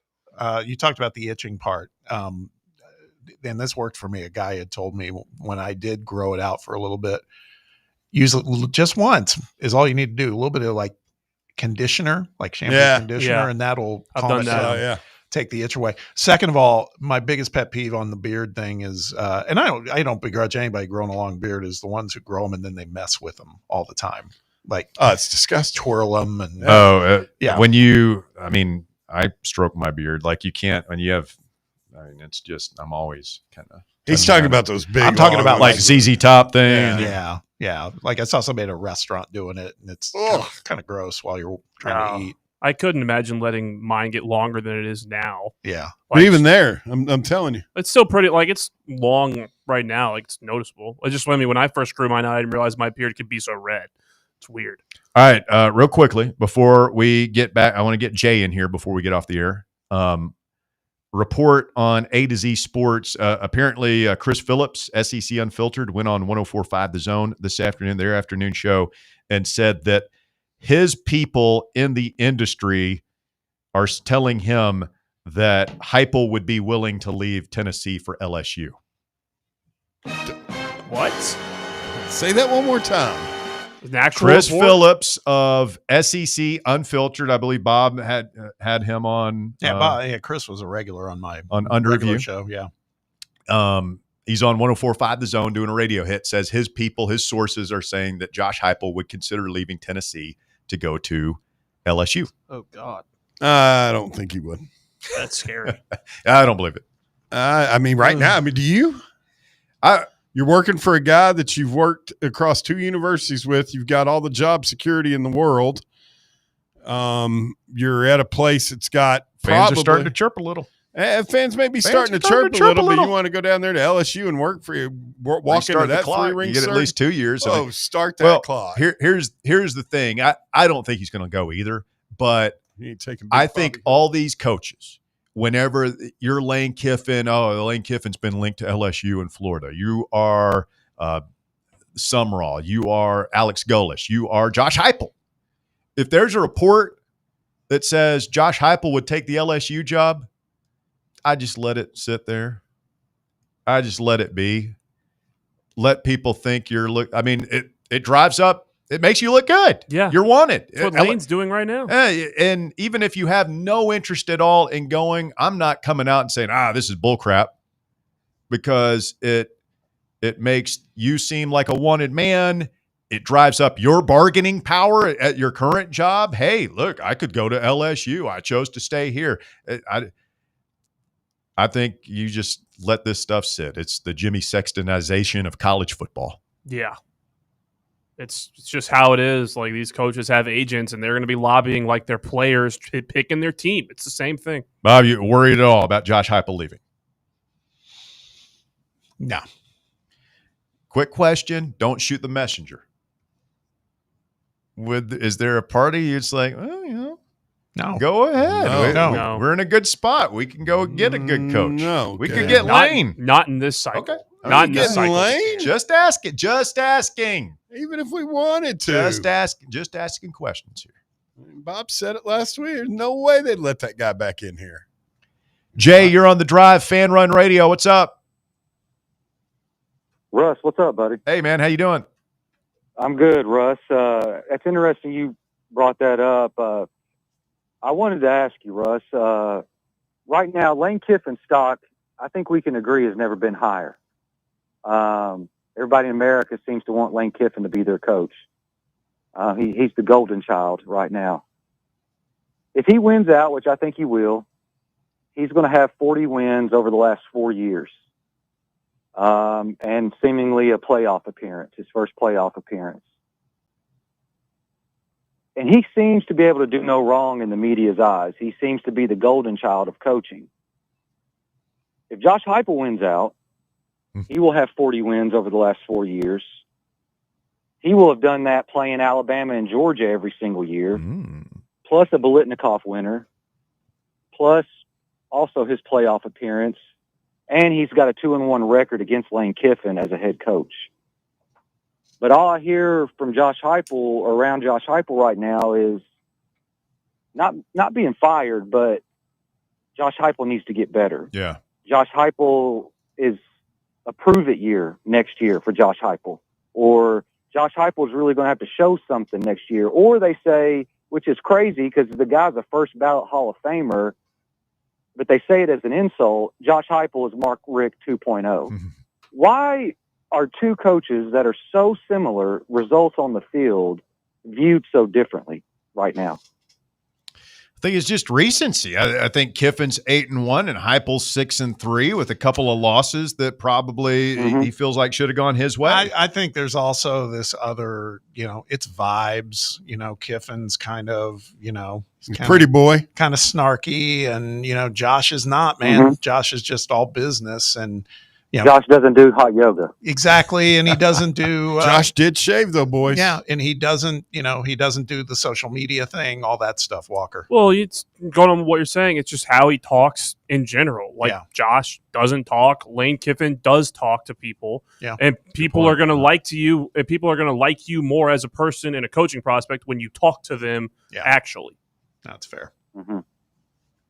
Yeah, well, sometimes perception is reality, I guess. But I just found that interesting because, again, and they're both offensive minds, and there's so many similarities to them on the field, and you can even make a case. We'll see what Kiffin does in the playoff. Now, if Kiffin goes on a deep run, then you have to give Kiffin the one leg up, but that's still yet to be seen. But, as of now, they're almost similar, but they couldn't be viewed more differently. And it seems like, at least in the media, and, Ole Miss fans are praying to God that this guy doesn't leave. And a lot of our fans are like, Josh Heupel better prove something next year, and I think it's interesting. Yeah. Thanks, guys. Thank you, Jay. Appreciate the phone call. Well, I'm sure we'll get back in that into the Heupel convo tomorrow on Big Football Friday. All right. Thank you, Bob. Thank you, Walker. Thank you, Bear. Have a great evening. We'll do it again at 6 right here on Fan Run Radio.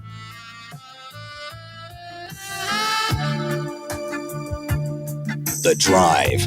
The voluntary reaction. This football season, tune into Big Orange Country's post-game radio free-for-all, The Voluntary Reaction, presented by the Griffin Law Firm. We'll be live on the Fan Run Radio app as soon as every UT game is over, taking your calls and breaking down the game to levels that can only be described as beyond scientific. So tune in and drink with us from the keg of glory, or drown in the pool of despair. The Voluntary Reaction on Fan Run Radio. The Voluntary Reaction. Raw, unfiltered, real. Located in Knoxville's historic Old City, Barley's offers great food, live music, the best draft beer selection in town, and now your new favorite place to watch sports. Their indoor projector is perfect for any weather, and they've revamped their upstairs area with more TVs to take in all of the action. Their menu features hand-battered chicken tenders, juicy burgers, fresh salads, and the tastiest pizza in Knoxville. You can enjoy their happy hour drink specials daily from open until 6 p.m. Barley's Tap Room and Pizzeria. The following radio theater is brought to you by Men's Pro Knoxville. Hey, Dad, can we play football? Oh, no, buddy. All right. Pops, want to work out? Maybe later. Hey, kids are in bed. What you up to? Tomorrow? You've got one life, and it's too short for not nows, maybe laters, and tomorrows. If you have ED and performance issues, your family, friends, and even your career has already been affected. Book your discreet evaluation at Men's Pro Knoxville. and turn your tomorrows into today. Yes! Touchdown! Come on, one more, Dad. Today! Push, Dad. One more. Come on, push. Hey, kids are in bed. What you up to? Tonight. Call 865-544-8220 or book now in under 30 seconds at menspronknoxville.com. Men's Pro Knoxville, for every man in every season of life.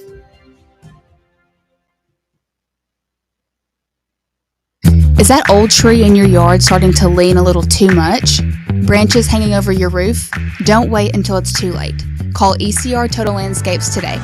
At ECR Total Landscapes, we specialize in safe, professional tree removal, trimming, and storm damage cleanup. So if you've got trees that need to go, now is the time to give us a call. Plus, we're offering free stump grinding now through the end of the year when you use or mention promo code FANRUN. That's right, free stump grinding for FanRun Radio listeners. At ECR Total Landscapes, we live up to our name by offering total landscape services. In addition to tree cutting, we also offer a wide range of landscape installation services and custom monthly maintenance packages that create stunning outdoor spaces tailored to your vision. Give us a call today to schedule a free estimate at 865-384-2012 or just visit us online at ecrtotallandscapes.com. You're listening to FM 105.7 and AM 1340, WKGN Knoxville, and W289CU Knoxville, Fan Run Radio. Attention service members.